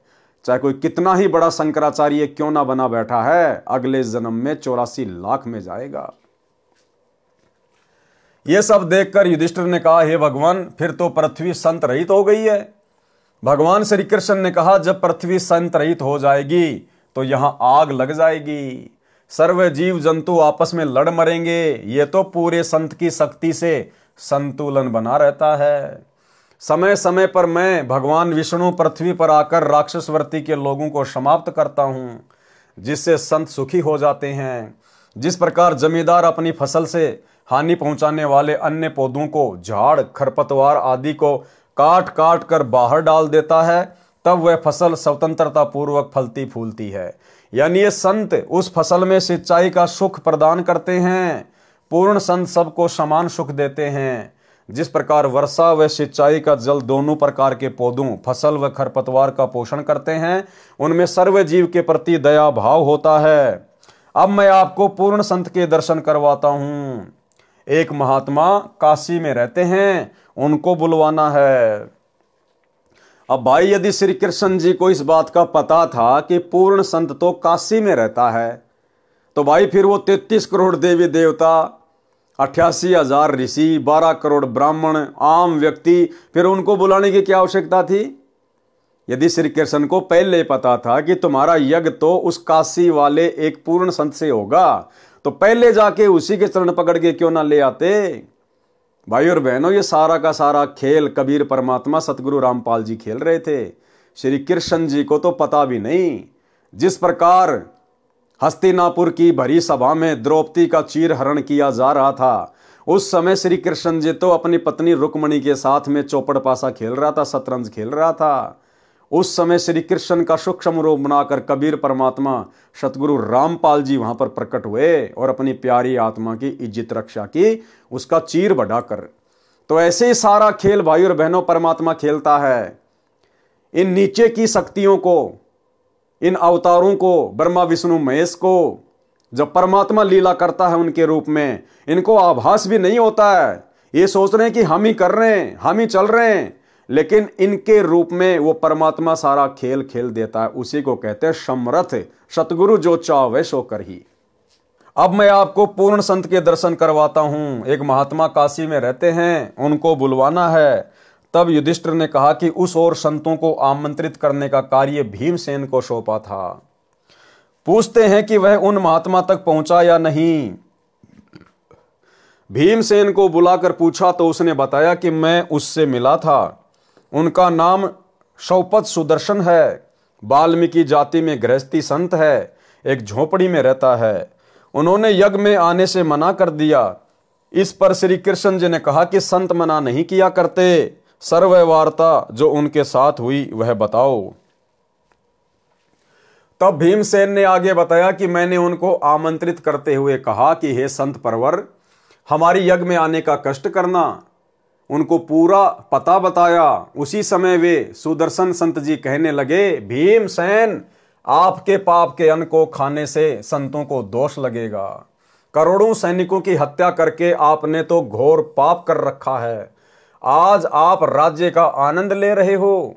युद्ध में वीर गति को प्राप्त सैनिकों की विधवा पत्नी व अनाथ बच्चे रह रहकर अपने पति व पिता को याद करके फूट फूट कर घंटों रोते हैं। बच्चे अपनी माँ से लिपट कर पूछ रहे हैं, माँ पापा छुट्टी नहीं आए, कब आएंगे, हमारे लिए नए वस्त्र लाएंगे।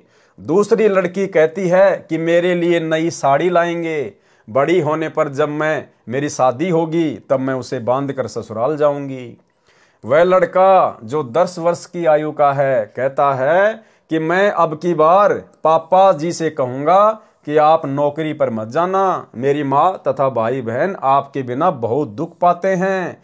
माँ तो सारा दिन रात आपकी याद करके जब देखो एकांत जगह पर रो रही होती है। या तो हम सबको अपने पास बुला लो, या आप हमारे साथ रहो। छोड़ दो नौकरी को, मैं जवान हो गया हूँ। आपकी जगह मैं फौज में जाकर देश सेवा करूँगा। आप अपने परिवार में रहो। आने दो पिताजी को, बिल्कुल नहीं जाने दूंगा। उन बच्चों को दुखी होने से बचाने के लिए उनकी मां ने उन्हें ये नहीं बताया कि आपके पिताजी युद्ध में मर चुके हैं, क्योंकि उस समय वे बच्चे अपने मामा के घर गए हुए थे। केवल छोटा बच्चा जो 1.5 वर्ष की आयु का था वही घर पर था। अन्य बच्चों को जानबूझकर नहीं बुलाया था। इस प्रकार उन मासूम बच्चों की आपसी वार्ता से दुखी होकर उनकी माता का हृदय पति की याद के दुख से भर आया। उसे हल्का करने के लिए, रोने के लिए दूसरे कमरे में जाकर फूट फूट कर रोने लगी। तब सारे बच्चे माँ के ऊपर गिरकर रोने लगे। संबंधियों ने आकर शांत करवाया। कहा कि बच्चों को स्पष्ट बताओ कि आपके पिताजी युद्ध में वीर गति को प्राप्त हो गए हैं। जब बच्चों को पता चला कि हमारे पापा यानी पिताजी अब कभी नहीं आएंगे, तब उस स्वार्थी राजा को कोसने लगे जिसने अपने भाई बंटवारे के लिए दुनिया के लालों का खून पी लिया। ये कोई देश रक्षा की लड़ाई भी नहीं थी जिसमें हम संतोष कर लेते कि देश के हित में प्राण दिए हैं। इस खूनी राजा ने अपने ऐशो आराम के लिए खून की नदी बहा दी।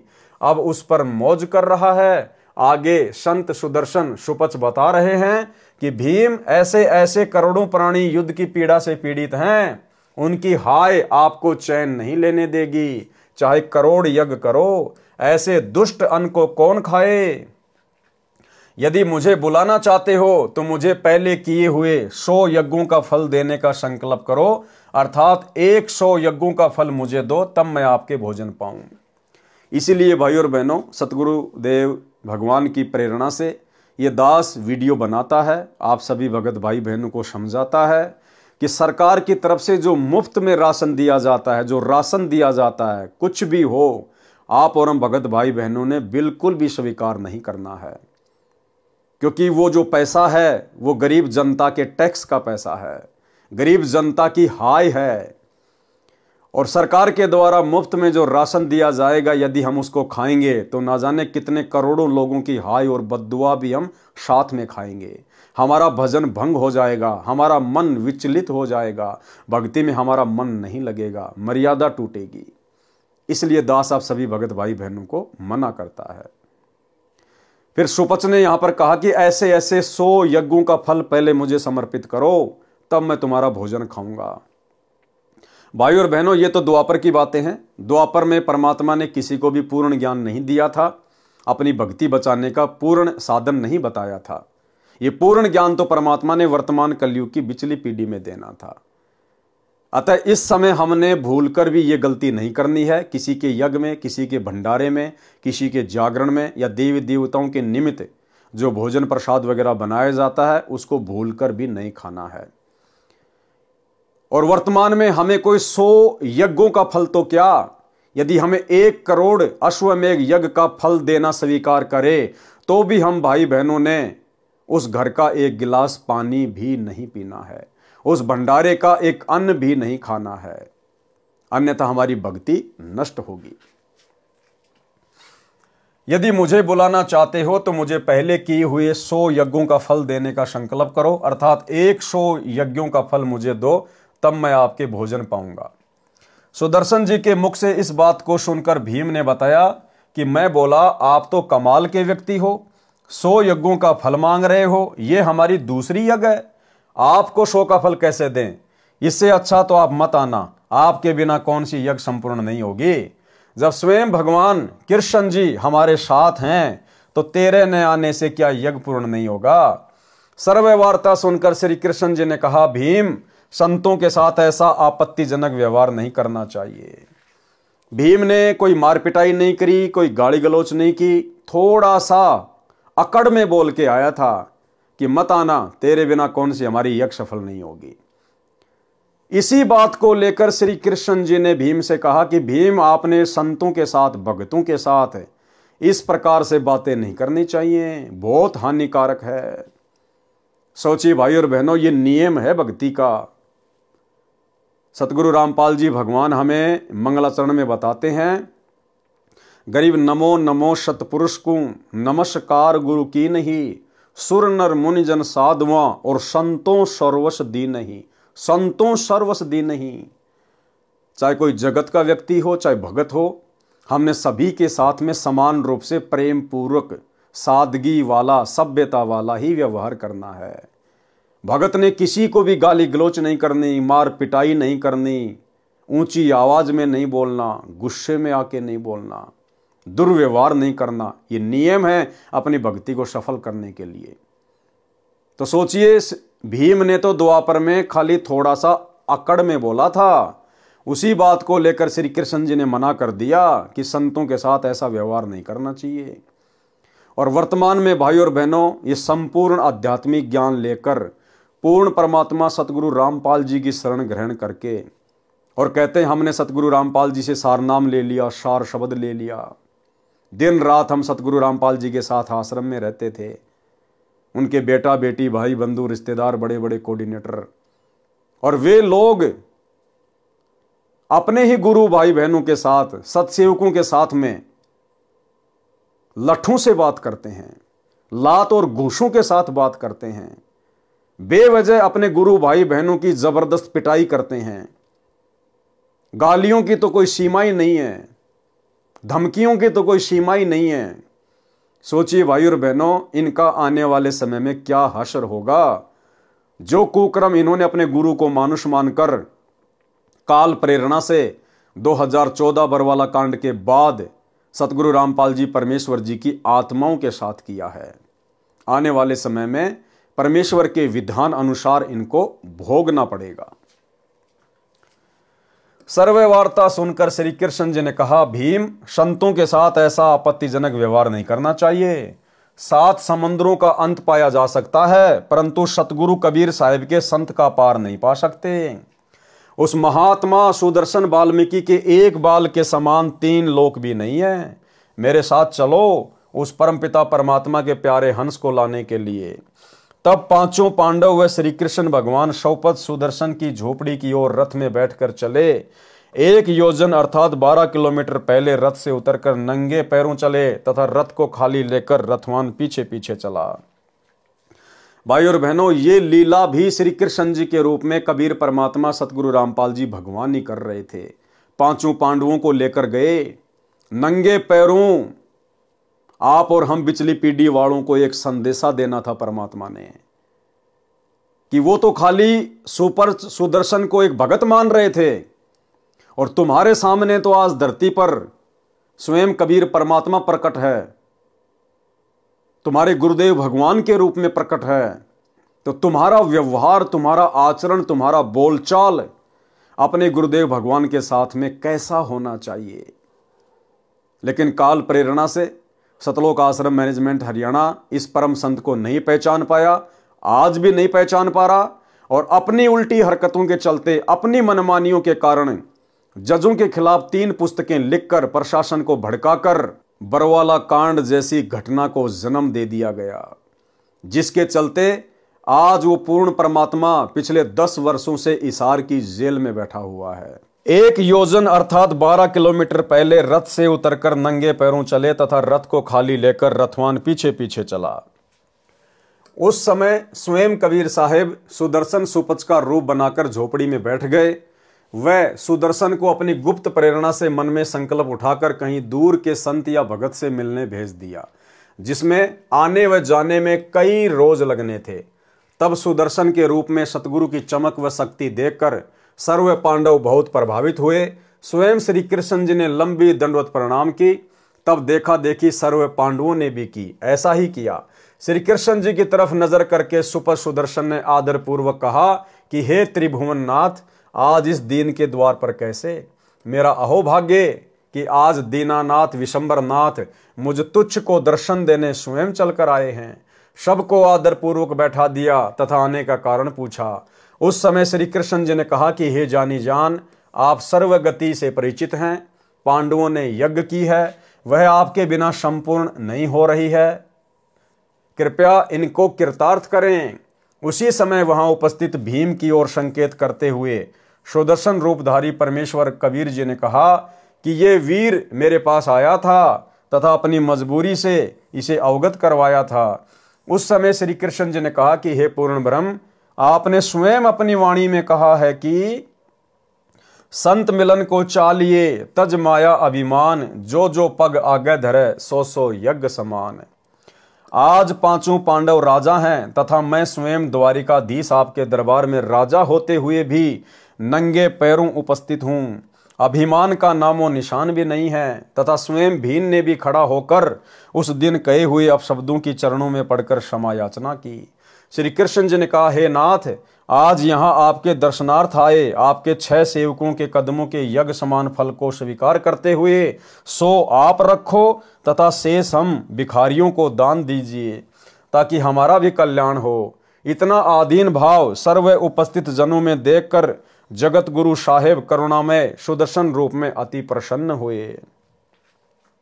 कबीर साधु भूखा भाव का, धन का भूखा नाही, जो कोई धन का भूखा वो साधु भी नहीं।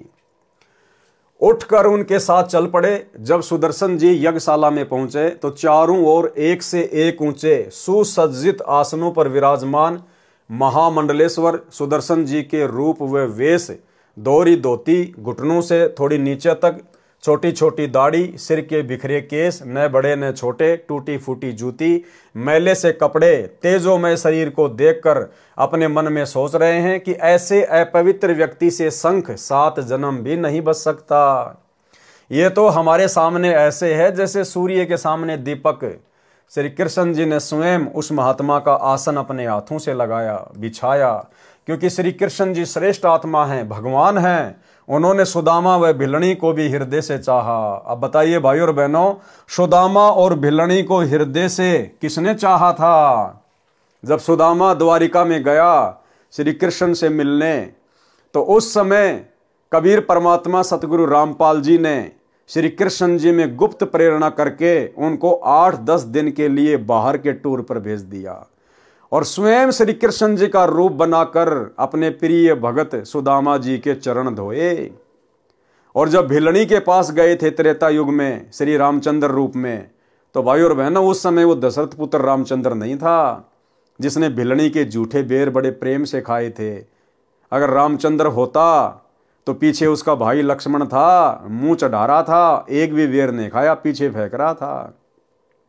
तो अपने भगत के लिए ना जाने ये परमात्मा कब और कौन सा रूप धारण कर ले, किसी को पता भी नहीं चलता है। क्योंकि श्री कृष्ण जी श्रेष्ठ आत्मा हैं, भगवान हैं। उन्होंने सुदामा व भिलनी को भी हृदय से चाहा। ये बातें लिखकर गुरुदेव भगवान ने संकेत कर दिया। अब आप और हम भाई बहन समझ जाएंगे कि सुदामा के पास में श्री कृष्ण रूप बनाकर कौन थे और भिलनी के जूठे बेर किसने खाए थे। तो हमें पीछे की सारी लीला समझ में आएगी कि श्री कृष्ण जी के रूप में वो डबल भूमिका कौन कर रहे थे। जिस प्रकार काशी के भंडारे में वो कबीर परमात्मा स्वयं ही केशव बंजारा बनकर सवाल कर रहा था और कबीर रूप में परमात्मा जवाब दे रहे थे, ठीक ऐसे ही सारी की सारी भूमिका श्री कृष्ण जी के रूप में कबीर परमात्मा सतगुरु रामपाल जी स्वयं ही कर रहे हैं। क्योंकि श्री कृष्ण जी श्रेष्ठ आत्मा है, भगवान है। उन्होंने सुदामा व भिलनी को भी हृदय से चाहा। यहां तो स्वयं परमेश्वर पूर्ण ब्रह्म सत्य पुरुष अकाल मूर्ति आए हैं। फिर द्रौपदी से कहा कि हे बहन, सुदर्शन महात्मा जी आए हैं, भोजन तैयार करो, बहुत पहुंचे हुए संत हैं। द्रौपदी देख रही है कि संत लक्षण तो एक भी नहीं दिखाई देते हैं। ये तो एक दारिद्र गृहस्थी व्यक्ति है, न तो वस्त्र भगवा, न गले में माला, न तिलक, न सिर पर बड़ी जटा, न मुंड ही मुंडवा रखा और न ही कोई चिमटा झोली कमंडल लिए हुए था। श्री कृष्ण जी के कहते ही स्वादिष्ट भोजन कई प्रकार का बनाकर एक सुंदर थाल चांदी का उसमें परोसकर सुदर्शन जी के सामने रख दिया। द्रौपदी ने मन ही मन में विचार किया कि आज तो ये भगत भोजन को खाएगा तो उंगली चाटता रह जाएगा, जिंदगी में ऐसा भोजन कभी नहीं खाया होगा। सुदर्शन जी ने नाना प्रकार के भोजन को थाली में इकट्ठा किया तथा खिचड़ी सी बनाई। उस समय द्रौपदी ने देखा कि इसने तो सारा भोजन खीर, खांड, हलवा, सब्जी, दही, बड़े आदि घोलकर एक कर लिया तब मन में दुर्भावना पूर्वक विचार किया कि इस मूर्ख हबसी ने तो खाना खाने का भी ज्ञान नहीं है। ये काहे का संत कैसा शंख बजाएगा, क्योंकि खाना बनाने वाली स्त्री की ये भावना होती है कि मैं ऐसा स्वादिष्ट भोजन बनाऊं कि खाने वाला मेरे भोजन की प्रशंसा कई जगह करे। प्रत्येक बहन की यही आशा होती है। लेकिन अब सतगुरु रामपाल जी परमेश्वर जी की शरण में आने के बाद आप और हम भगत भाई बहनों ने इस प्रकार की भावना अपने मन में उत्पन्न नहीं करनी है कि मेरे घर का भोजन खा के ये भगत 20 जगह गुणगान करे। अरे हम तो खुद उस समर्थ परमात्मा सतगुरु रामपाल जी भगवान के द्वारा फेंके गए टुकड़े खाकर और अपनी भक्ति सफल करने में लगे हुए हैं। हमें तो खुद ही स्वादिष्ट व्यंजन खाने का शौक नहीं है।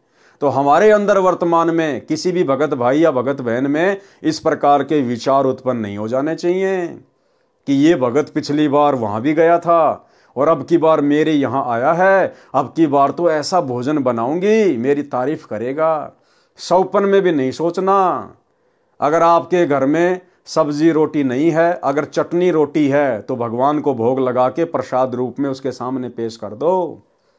ना मन में कोई शंका होनी चाहिए कि मेरे घर का रूखा सूखा खा के बाहर जाके क्या कहेगा। बिल्कुल भी नहीं, क्योंकि जब हमने भगवान को भोग लगा दिया, क्योंकि सबसे पहले हम सत्सेवकों के घरों में अपने गुरु को भोग लगता है, और जब भगवान को भोग लगा दिया, भगवान ने स्वीकार कर लिया, उसके बाद वो प्रसाद बन जाता है। और प्रसाद के विषय में कौन क्या सोचता है, फिर ये सामने वाले के अपने कर्म हैं।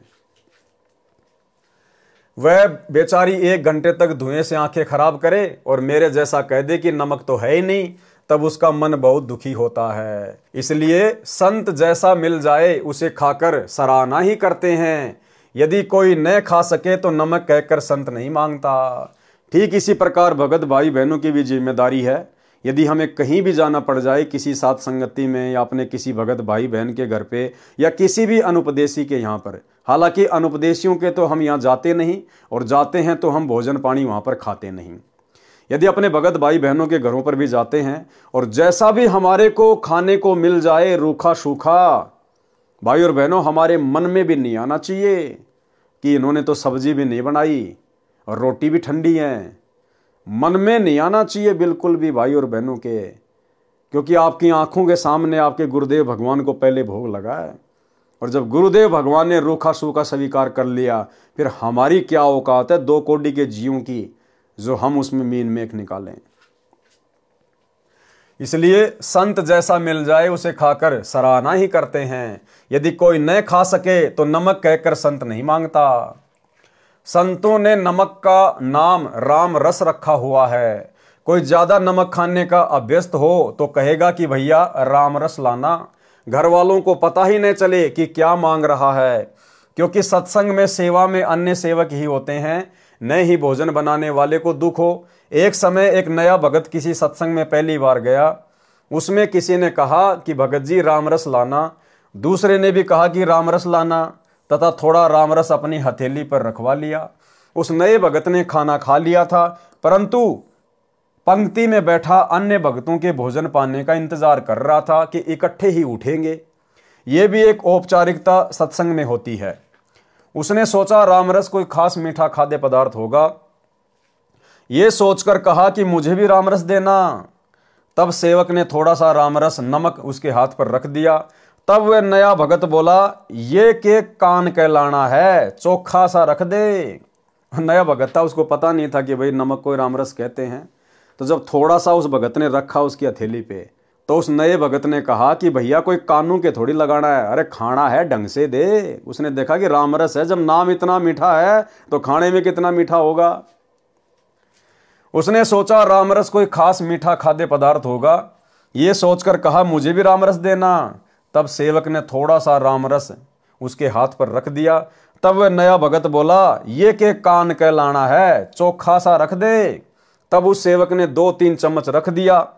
उस नए भगत ने उस बारीक नमक को कोई खास मीठा खाद्य प्रसाद समझकर फांका मारा। तब चुपचाप उठा तथा बाहर जाकर कुल्ला किया। फिर किसी भगत से पूछा, रामरस किसे कहते हैं? तब उस भगत ने बताया कि नमक को रामरस कहते हैं। तब वह नया भगत कहने लगा कि मैं भी सोच रहा था कि कहें तो रामरस है परंतु इतना खारा। फिर विचार आया कि हो सकता है नए भक्तों पर परमात्मा प्रसन्न नहीं हुए हों, इसलिए खारा लगा हो। मैं एक बार फिर से कोशिश करता, अच्छा हुआ जो मैंने आपसे स्पष्ट कर लिया। फिर उसे बताया गया कि नमक को रामरस किस लिए कहते हैं। सुपथ सुदर्शन जी ने थाली वाले मिले हुए उस सारे भोजन को 5 ग्रास बनाकर खा लिया। 5 बार शंख ने आवाज की, उसके पश्चात शंख ने आवाज नहीं की। परमात्मा ने सारे भोजन के 5 ग्रास बना लिए। अब भाई और बहनों, हम भगत भाई बहनों ने ये कॉपी नहीं करनी है कि हम भी प्रतिदिन हमारे घर पर जो भोजन बने या कहीं भी बने सारे को गोल मोड़ करके उसके 5 ग्रास बनाकर खाएं। परमेश्वर ने तो उस समय केवल एक लीला करनी थी, वो पंचजन्य शंख बजाना था। इसलिए परमात्मा ने सारे भोजन को मिलाया और जो है 5 उसके जो है वो ग्रास बनाए।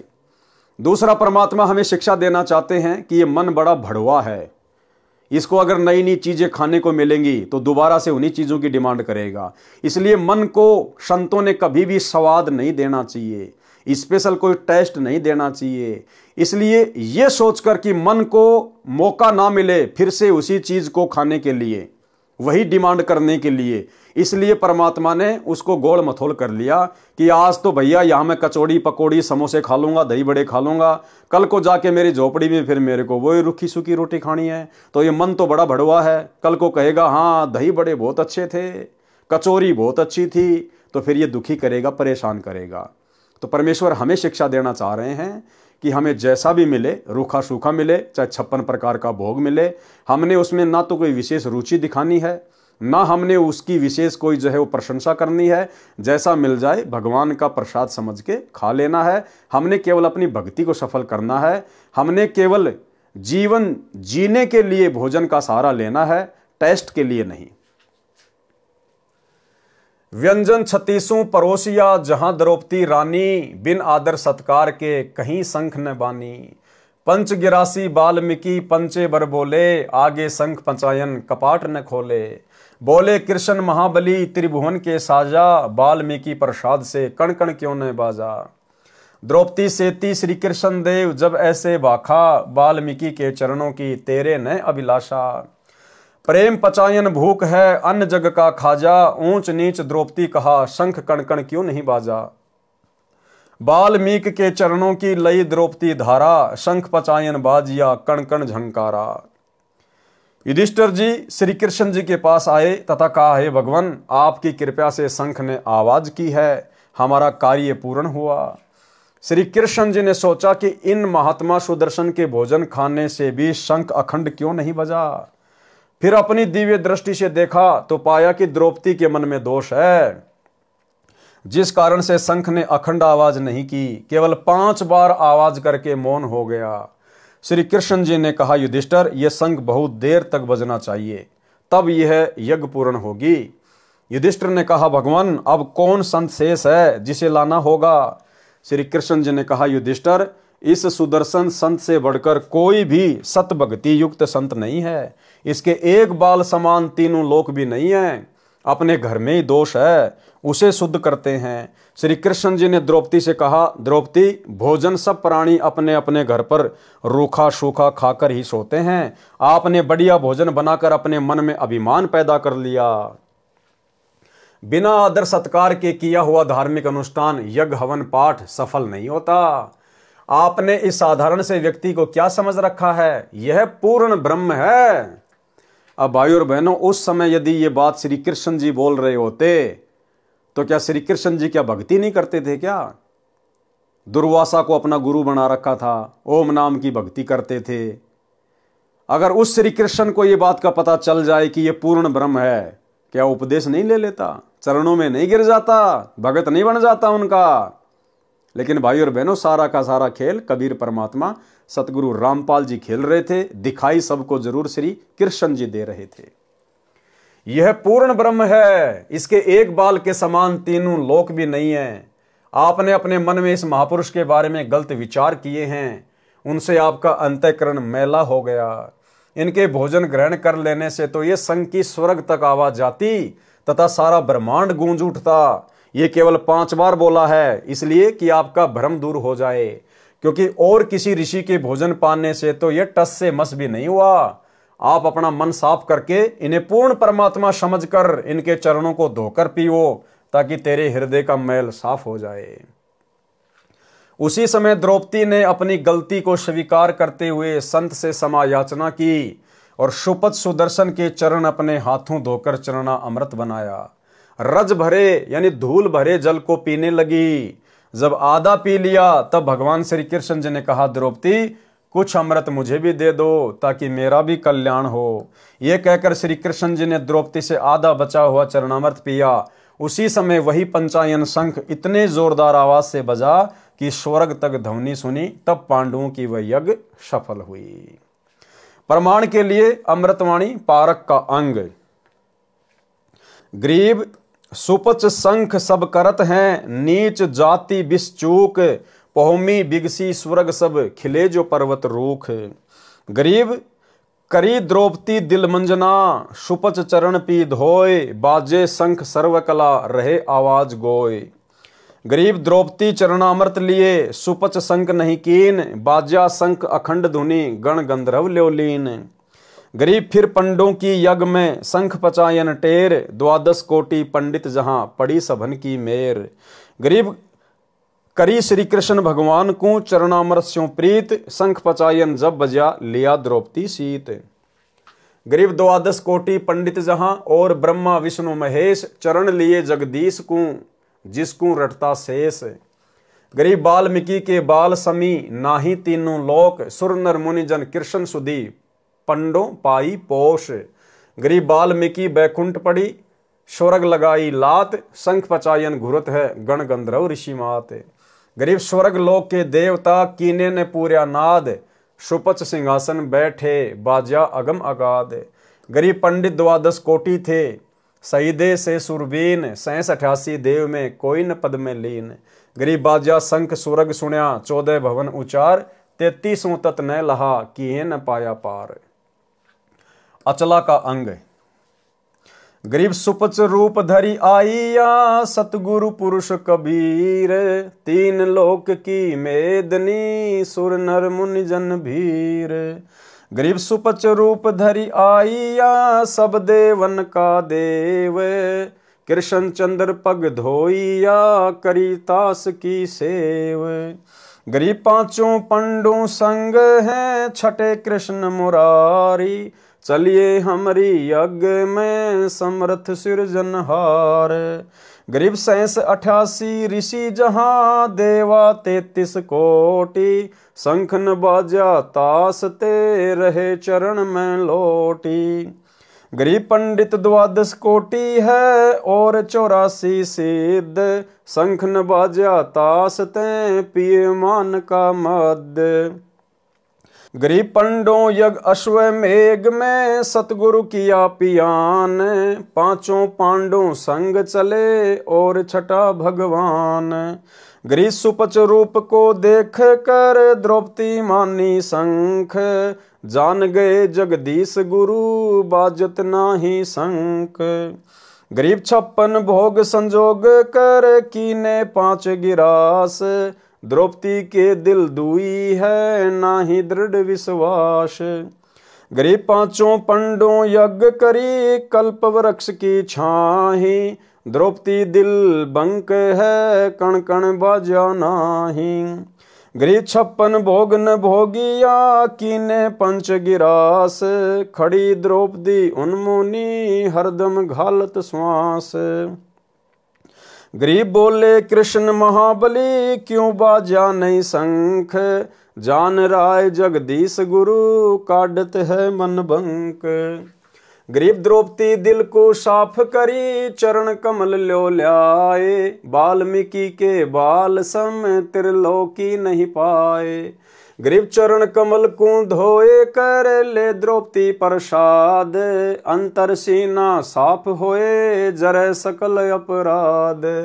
गरीब बाजा शंख सुभान गति, कण कण भई आवाज, स्वर्ग लोक बानी सुनी त्रिलोकी में गाज। गरीब पंडों यज्ञ अश्वमेघ में आए नजर निहाल। जमराजा की बंदी में खलहल पर्या कमाल। अन्य वाणी सतग्रंथ से 33 कोटि यज्ञ में आए 87 सारे। 12 कोटि वेद के वक्ता सुपच का शंख बजारे। अर्जुन सहित पांडवों को युद्ध में की गई हिंसा के पाप लगे। परमेश्वर कबीर जी ने धर्मदास जी को बताया कि उपरोक्त विवरण से सिद्ध हुआ कि पांडवों को युद्ध की हत्याओं का पाप लगा। आगे सुन और सुनाता हूं। दुर्वासा ऋषि के श्रापवश यादव कुल आपस में लड़कर प्रभास क्षेत्र में यमुना नदी के किनारे नष्ट हो गया। श्री कृष्ण जी भगवान को एक शिकारी ने पैर में विषाक्त तीर मारकर घायल कर दिया था। उस समय श्री कृष्ण जी ने उस शिकारी को बताया कि आप त्रेता युग में सुग्रीव के बड़े भाई बाली थे तथा मैं रामचंद्र था। आपको मैंने धोखा करके वृक्ष की ओट लेकर मारा था। आज आपने वह बदला प्रतिशोध चुकाया है। पांचों पांडवों को पता चला कि यादव आपस में लड़ मरे हैं। वे द्वारिका पहुंचे। वहां गए जहां पर श्री कृष्ण जी तीर से घायल तड़फ रहे थे। पांचों पांडवों के धार्मिक गुरु श्री कृष्ण जी थे। श्री कृष्ण जी ने पांडवों से कहा, आप मेरे अति प्रिय हो। मेरा अंत समय आ चुका है। मैं कुछ ही समय का मेहमान हूं। मैं आपको अंतिम उपदेश देना चाहता हूं। कृपया ध्यान पूर्वक सुनो। ये कहकर श्री कृष्ण जी ने कहा, आप द्वारिका की स्त्रियों को इंद्रप्रस्थ ले जाना। यहां कोई नर यादव शेष नहीं बचा है। आप अति शीघ्र राज्य त्याग कर हिमालय चले जाओ। वहां अपने शरीर के नष्ट होने तक तपस्या करते रहो। इस प्रकार हिमालय की बर्फ में गलकर नष्ट हो जाओ। युधिष्ठिर ने पूछा, हे भगवान, हे गुरुदेव श्री कृष्ण, क्या हम हिमालय में गलकर मरने का कारण जान सकते हैं? यदि आप उचित समझें तो बताने की कृपा करें। श्री कृष्ण जी ने कहा, युधिष्ठिर, आपने युद्ध में जो प्राणियों की हिंसा करके पाप किया है, उस पाप का प्रायश्चित करने के लिए ऐसा करना अनिवार्य है। इस प्रकार तपस्या करके प्राण त्यागने से आपके महाभारत युद्ध में किए गए पाप नष्ट हो जाएंगे। और भाइयों और बहनों, गीता अध्याय 2 श्लोक नंबर 37 और 38 में श्री कृष्ण जी के अंदर भूत की तरह प्रवेश करके काल कह रहा था कि अर्जुन, तू युद्ध कर, तुझे कोई पाप नहीं लगेगा। तेरे दोनों हाथों में लड्डू हैं। जीत गया तो पृथ्वी का राज्य भोगेगा, और युद्ध में वीर गति को प्राप्त कर गया तो स्वर्ग का राज्य भोगेगा।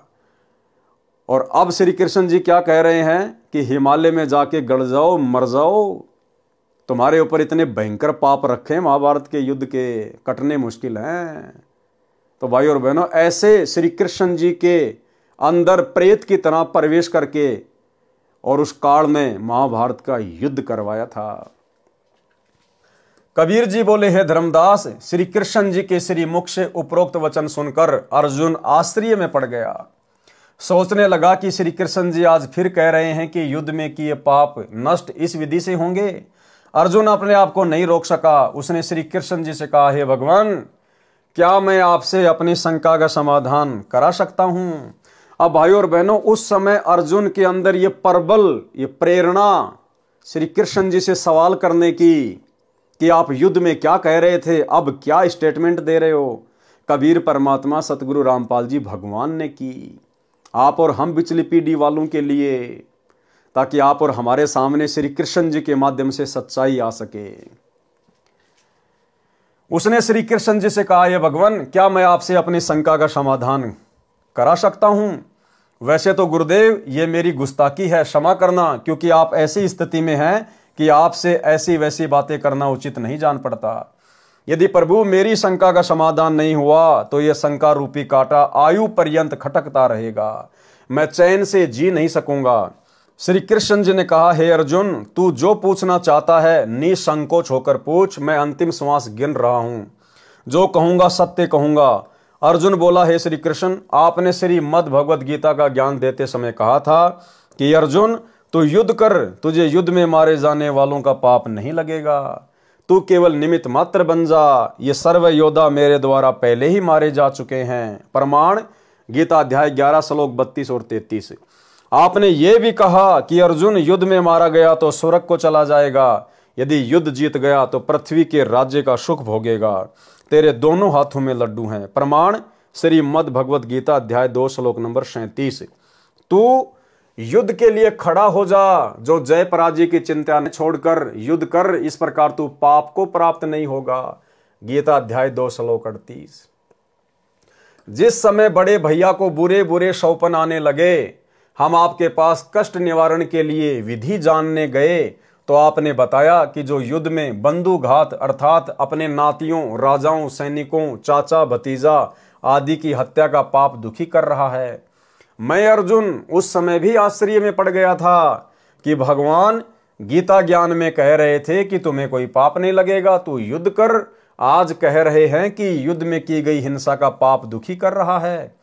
आपने पाप नाश होने का समाधान बताया। अश्वमेध यज्ञ जिसमें करोड़ों रुपए का खर्चा हुआ, उस समय मैं अपने मन को मारकर यह सोचकर चुप रहा कि यदि मैं आप श्री कृष्ण जी से वाद विवाद करूंगा कि आप तो कह रहे थे कि तुम्हें युद्ध में होने वाली हत्याओं का कोई पाप नहीं लगेगा, आज कह रहे हो तुम्हें महाभारत युद्ध में की गई हत्याओं का दुख हो रहा है।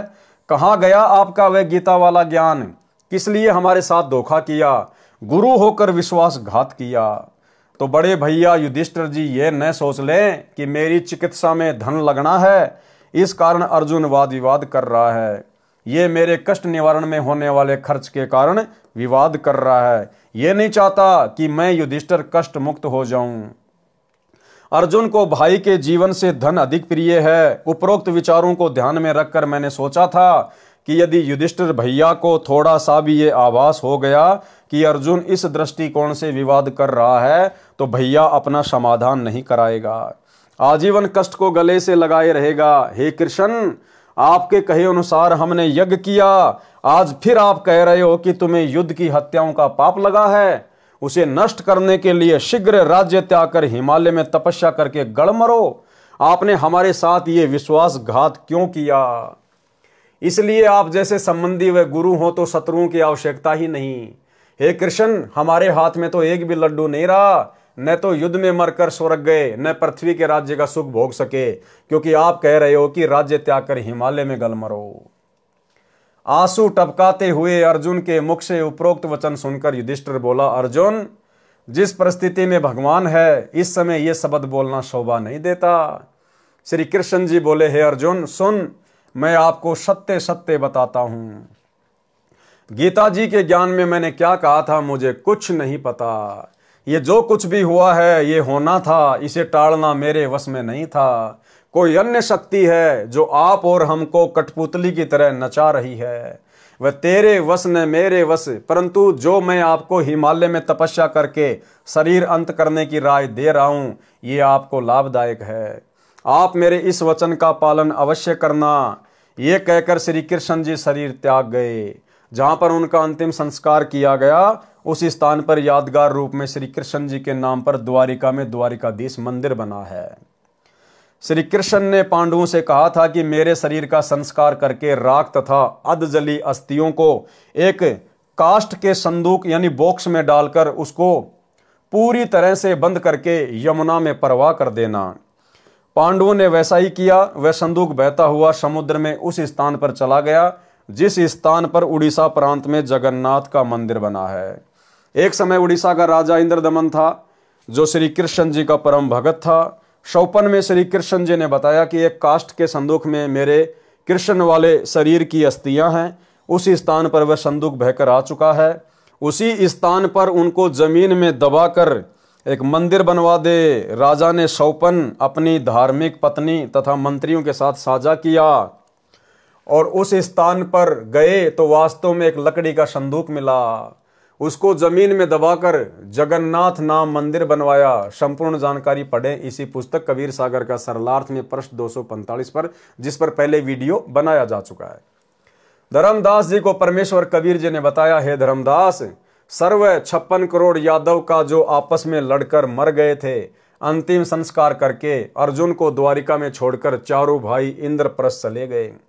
अकेला अर्जुन द्वारिका की स्त्रियों तथा श्री कृष्ण जी की गोपियों को लेकर आ रहे थे। रास्ते में जंगली लोगों ने अर्जुन को पकड़कर पीटा। अर्जुन के पास अपना गांडीव धनुष भी था जिससे महाभारत का युद्ध जीता था, परंतु उस समय अर्जुन से वही धनुष नहीं चला। अपने आप को शक्तिहीन जानकर अर्जुन कायरों की तरह सब देखता रहा। वे जंगली व्यक्ति स्त्रियों के गहने लूट ले गए तथा कुछ स्त्रियों को भी अपने साथ ले गए। शेष स्त्रियों को साथ लेकर अर्जुन ने इंद्रप्रस्थ को प्रस्थान किया तथा मन में विचार किया कि श्री कृष्ण जी महाधोखेबाज विश्वासघाती था। जिस समय मेरे से युद्ध कराना था तो शक्ति प्रदान कर दी, उसी धनुष से मैंने लाखों व्यक्तियों को मौत के घाट उतार दिया। आज मेरा बल छीन लिया, मैं कायरों की तरह पिट रहा, मेरे से वही धनुष नहीं चला। कबीर परमेश्वर जी ने बताया, धर्मदास श्री कृष्ण जी छलिया नहीं था, वह सर्व कपट काल ब्रह्म ने किया है, जो ब्रह्मा विष्णु व शिव का पिता है, जिसके समक्ष श्री विष्णु श्री कृष्ण तथा शिव आदि की कुछ पेश नहीं चलती। उपरोक्त कथा सुनकर धर्मदास जी ने प्रसन्न किया। धर्मदास ने कहा, हे परमेश्वर, कबीर बंदी छोड़ जी, आपने तो मेरी आंखें खोल दी है प्रभु। हिमालय में तपस्या कर युधिष्ठिर का तो केवल एक पैर का पंजा ही बर्फ से नष्ट हुआ था तथा अन्य के शरीर गल गए थे। सुना है वे सर्व पाप मुक्त होकर स्वर्ग चले गए। उत्तर दिया परमेश्वर कबीर जी ने कहा, हे धर्मदास, हिमालय में जो तप पांडवों ने किया वह शास्त्र विधि त्याग कर मनमाना आचरण पूजा होने के कारण व्यर्थ प्रयत्न था। प्रमाण गीता अध्याय 16 श्लोक 23 तथा गीता अध्याय 17 श्लोक 5 व 6 में कहा है कि जो मनुष्य शास्त्र विधि से रहित केवल कल्पित घोर तप को तपते हैं, वे शरीरस्थ परमात्मा को कृश करने वाले हैं। उन अज्ञानियों को नष्ट हुए जान, क्योंकि जैसी तपस्या पांडवों ने की वह गीता जी व वेदों में वर्णित नहीं है, अपितु ऐसे शरीर को पीड़ा देकर साधना करना व्यर्थ बताया है। यजुर्वेद अध्याय 40 मंत्र 15 में कहा है, ओम नाम का जाप कार्य करते करते विशेष कसक के साथ कर, मनुष्य जन्म का मुख्य कर्तव्य जान के कर।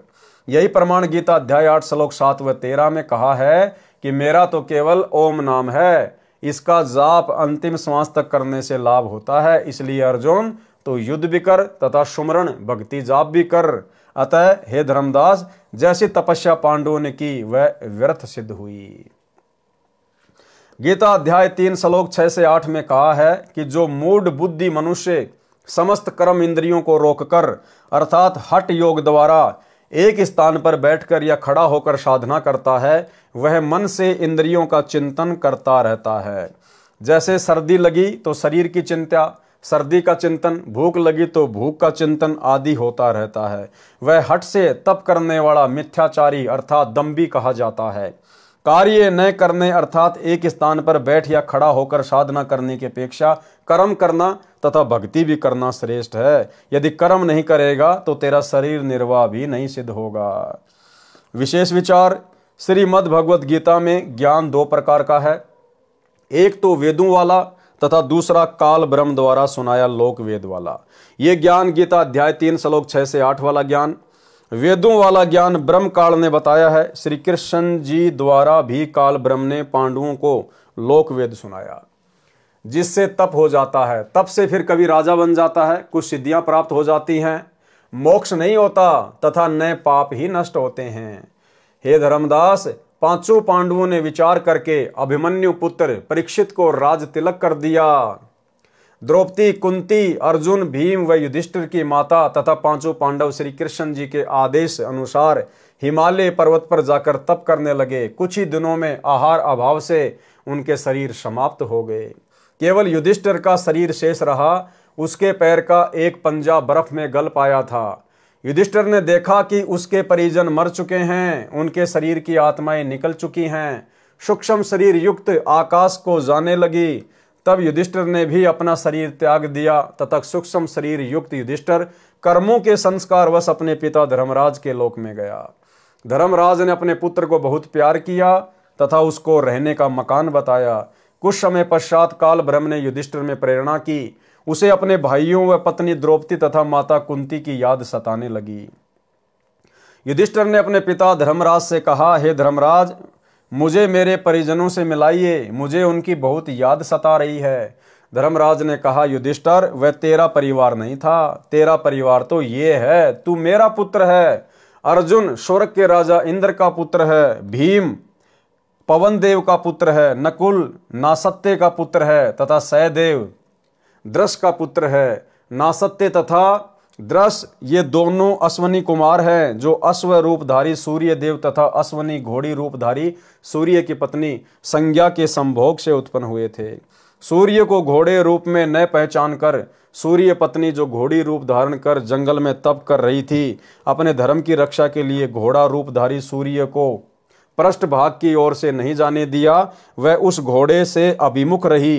काम वासनावश घोड़ा रूपधारी सूर्य घोड़ी रूपधारी अपनी पत्नी विश्वकर्मा की पुत्री के मुख की ओर से चढ़कर संभोग करने के कारण वीर्य का कुछ अंश घोड़ी रूपधारी सूर्य की पत्नी के पेट में मुख द्वारा प्रवेश कर गया, जिससे दो लड़कों नासत्य तथा द्रस का जन्म घोड़ी रूपी सूर्य पत्नी के मुख से हुआ, जिस कारण से दोनों बच्चे अश्वनी कुमार कहलाए। यह पुराण कथा है।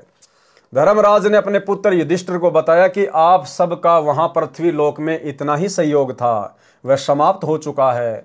वे सर्व युद्ध में किए पाप कर्मों तथा अन्य जीवन में किए पाप कर्मों का फल भोगने के लिए नरक में डाल रखे हैं। आपके पुण्य अधिक हैं, इसलिए आप नरक में नहीं डाल रखे हैं, अतः आप उनसे नहीं मिल सकते। काल ब्रह्म की प्रबल प्रेरणावश होकर युधिष्ठिर ने उन सर्व भीम, अर्जुन, नकुल, सहदेव, द्रौपदी तथा कुंती को मिलने का हठ किया। धर्मराज ने एक यमदूत से कहा, आप युधिष्ठिर को इसके परिवार से मिलाकर शीघ्र लौट लाना। यमदूत युधिष्ठिर को लेकर नरक में प्रवेश हुआ। वहां पर आत्माएं हाहाकार मचा रहे थे, कह रहे थे, हे युधिष्ठिर, हमें नरक से निकलवा दो।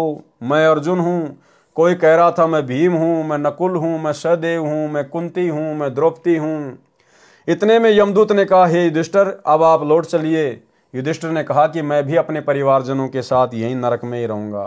तब धर्मराज ने आवाज लगाई, युधिष्ठिर यहाँ आओ, मैं तेरे को एक युक्ति बताता हूँ। ये आवाज सुनकर युधिष्ठिर अपने पिता धर्मराज के पास लौट आया।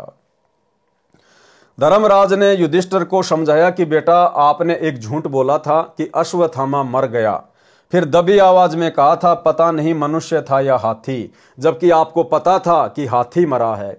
उस झूठ बोलने के पाप का कर्म दंड देने के लिए आपको कुछ समय इसी बहाने नरक में रखना पड़ा, नहीं तो वह युक्ति मैं पहले ही आपको बता देता।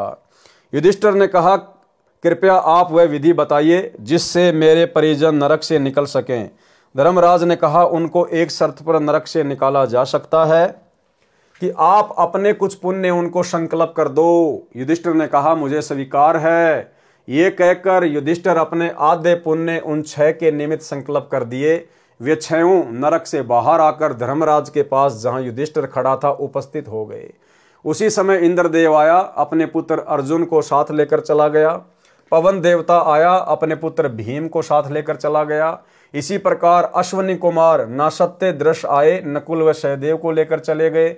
कुंती स्वर्ग में चली गई तथा देखते देखते द्रौपदी ने दुर्गा रूप धारण किया तथा आकाश को उड़ चली।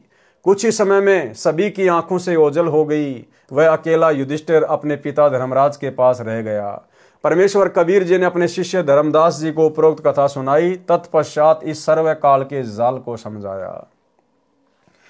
कबीर परमेश्वर जी ने बताया, हे धर्मदास, काल ब्रह्म की प्रेरणा से 21 ब्रह्मांडों के प्राणी कर्म करते हैं। जैसा आपने सुना, युधिष्ठिर पुत्र धर्मराज, अर्जुन पुत्र इंद्र, भीम पुत्र पवनदेव, नकुल पुत्र नासत्य तथा सहदेव पुत्र द्रस्ते, द्रौपदी सापवश दुर्गा की अवतार थी जो अपना कर्म भोगने आई थी, तथा कुंती भी दुर्गा लोक की पुण्यात्मा थी। ये सब काल प्रेरणा से पृथ्वी पर एक फिल्म चलचित्र बनाने गए थे।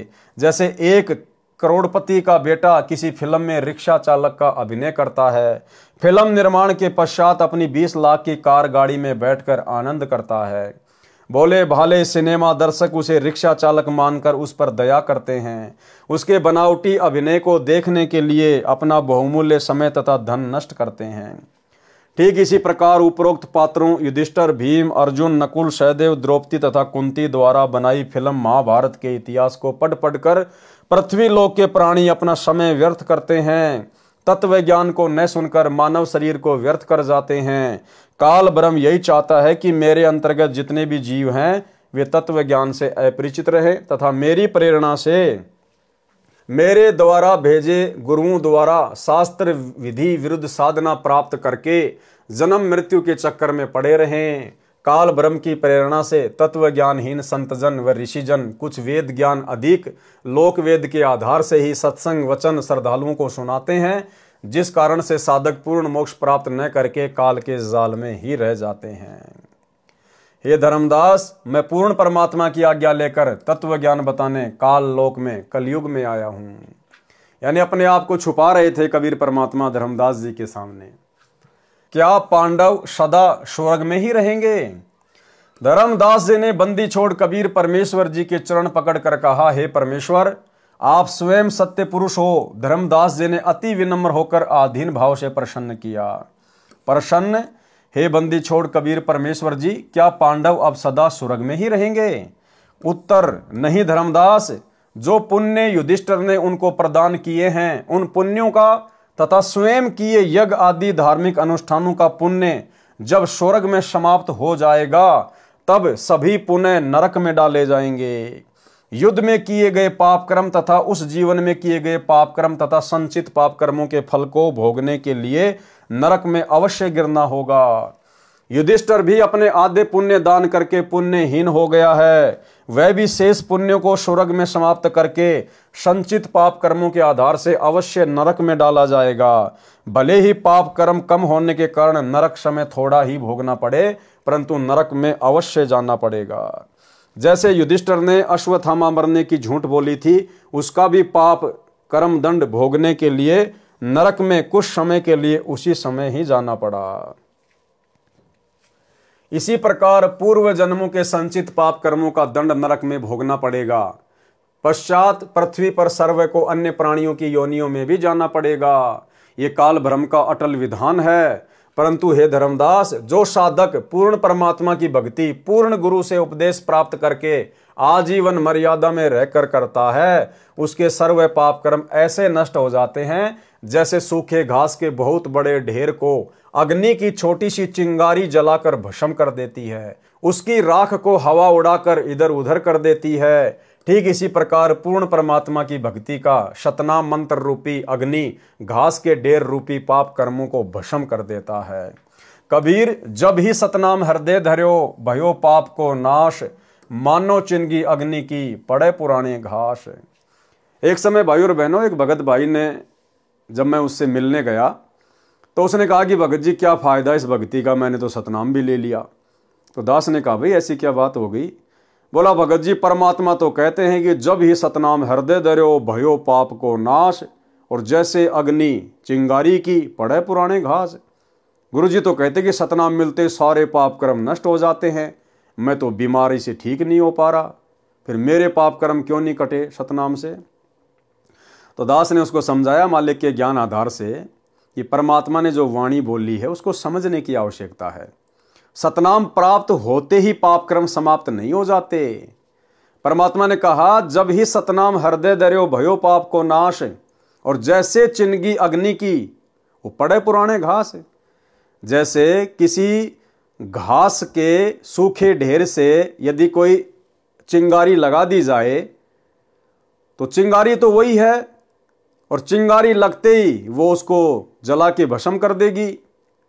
लेकिन अगर सूखी घास का ढेर 10-20 क्विंटल है तो भाई उसको जलने में कितना टाइम लगेगा? बोला, भगत जी उसको जलने में तो बहुत टाइम लगेगा। और सूखी घास का ढेर यदि 1 किलो है और उसको यदि वही चिंगारी लगा दी जाए तो उसको कितना टाइम लगेगा? बोला, भगत जी वो तो 2 मिनट में जला के नष्ट कर देगा 1 किलो घास को। तो दास ने कहा, भैया चिंगारी दोनों ही है।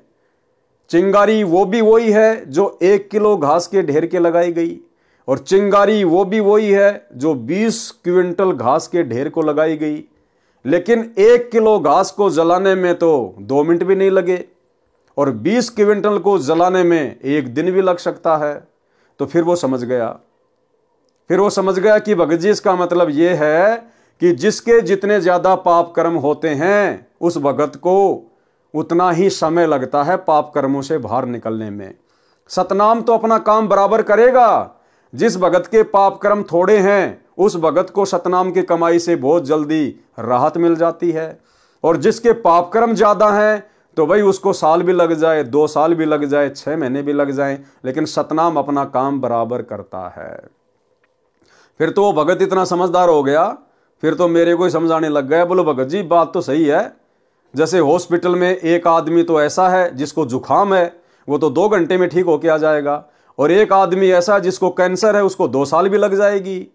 तो दास ने कहा अब तेरे बात बिल्कुल समझ में आ गई। तो भाई और बहनों, आज के वीडियो में केवल इतना ही। कल रात्रि 8 बजे गुरुदेव भगवान के आशीर्वाद से फिर हम लाइव जुड़ेंगे, इसके आगे के पार्ट को देखेंगे, क्योंकि ये परमेश्वर के द्वारा रोचक कहानियाँ, रोचक कथाएं हैं जो इसमें लिखी गई हैं, और इन कथाओं को सुनने मात्र से भाई और बहनों हमारी आत्मा चार्ज होती है, हम ढेर सारे पुण्य के भागी बनते हैं। और जहाँ जहाँ गुरुदेव प्रेरणा करेंगे, हम सत्सेवक भाई बहनों के लिए कोई विशेष पॉइंट होगा, दास वहाँ पर अवश्य विश्लेषण करेगा। तो आज के वीडियो में केवल इतना ही। गुरुदेव भगवान हम सबको आज्ञा दें, इजाज़त दें, आशीर्वाद दें। बंदी छोड़ सतगुरु रामपाल जी भगवान की जय हो।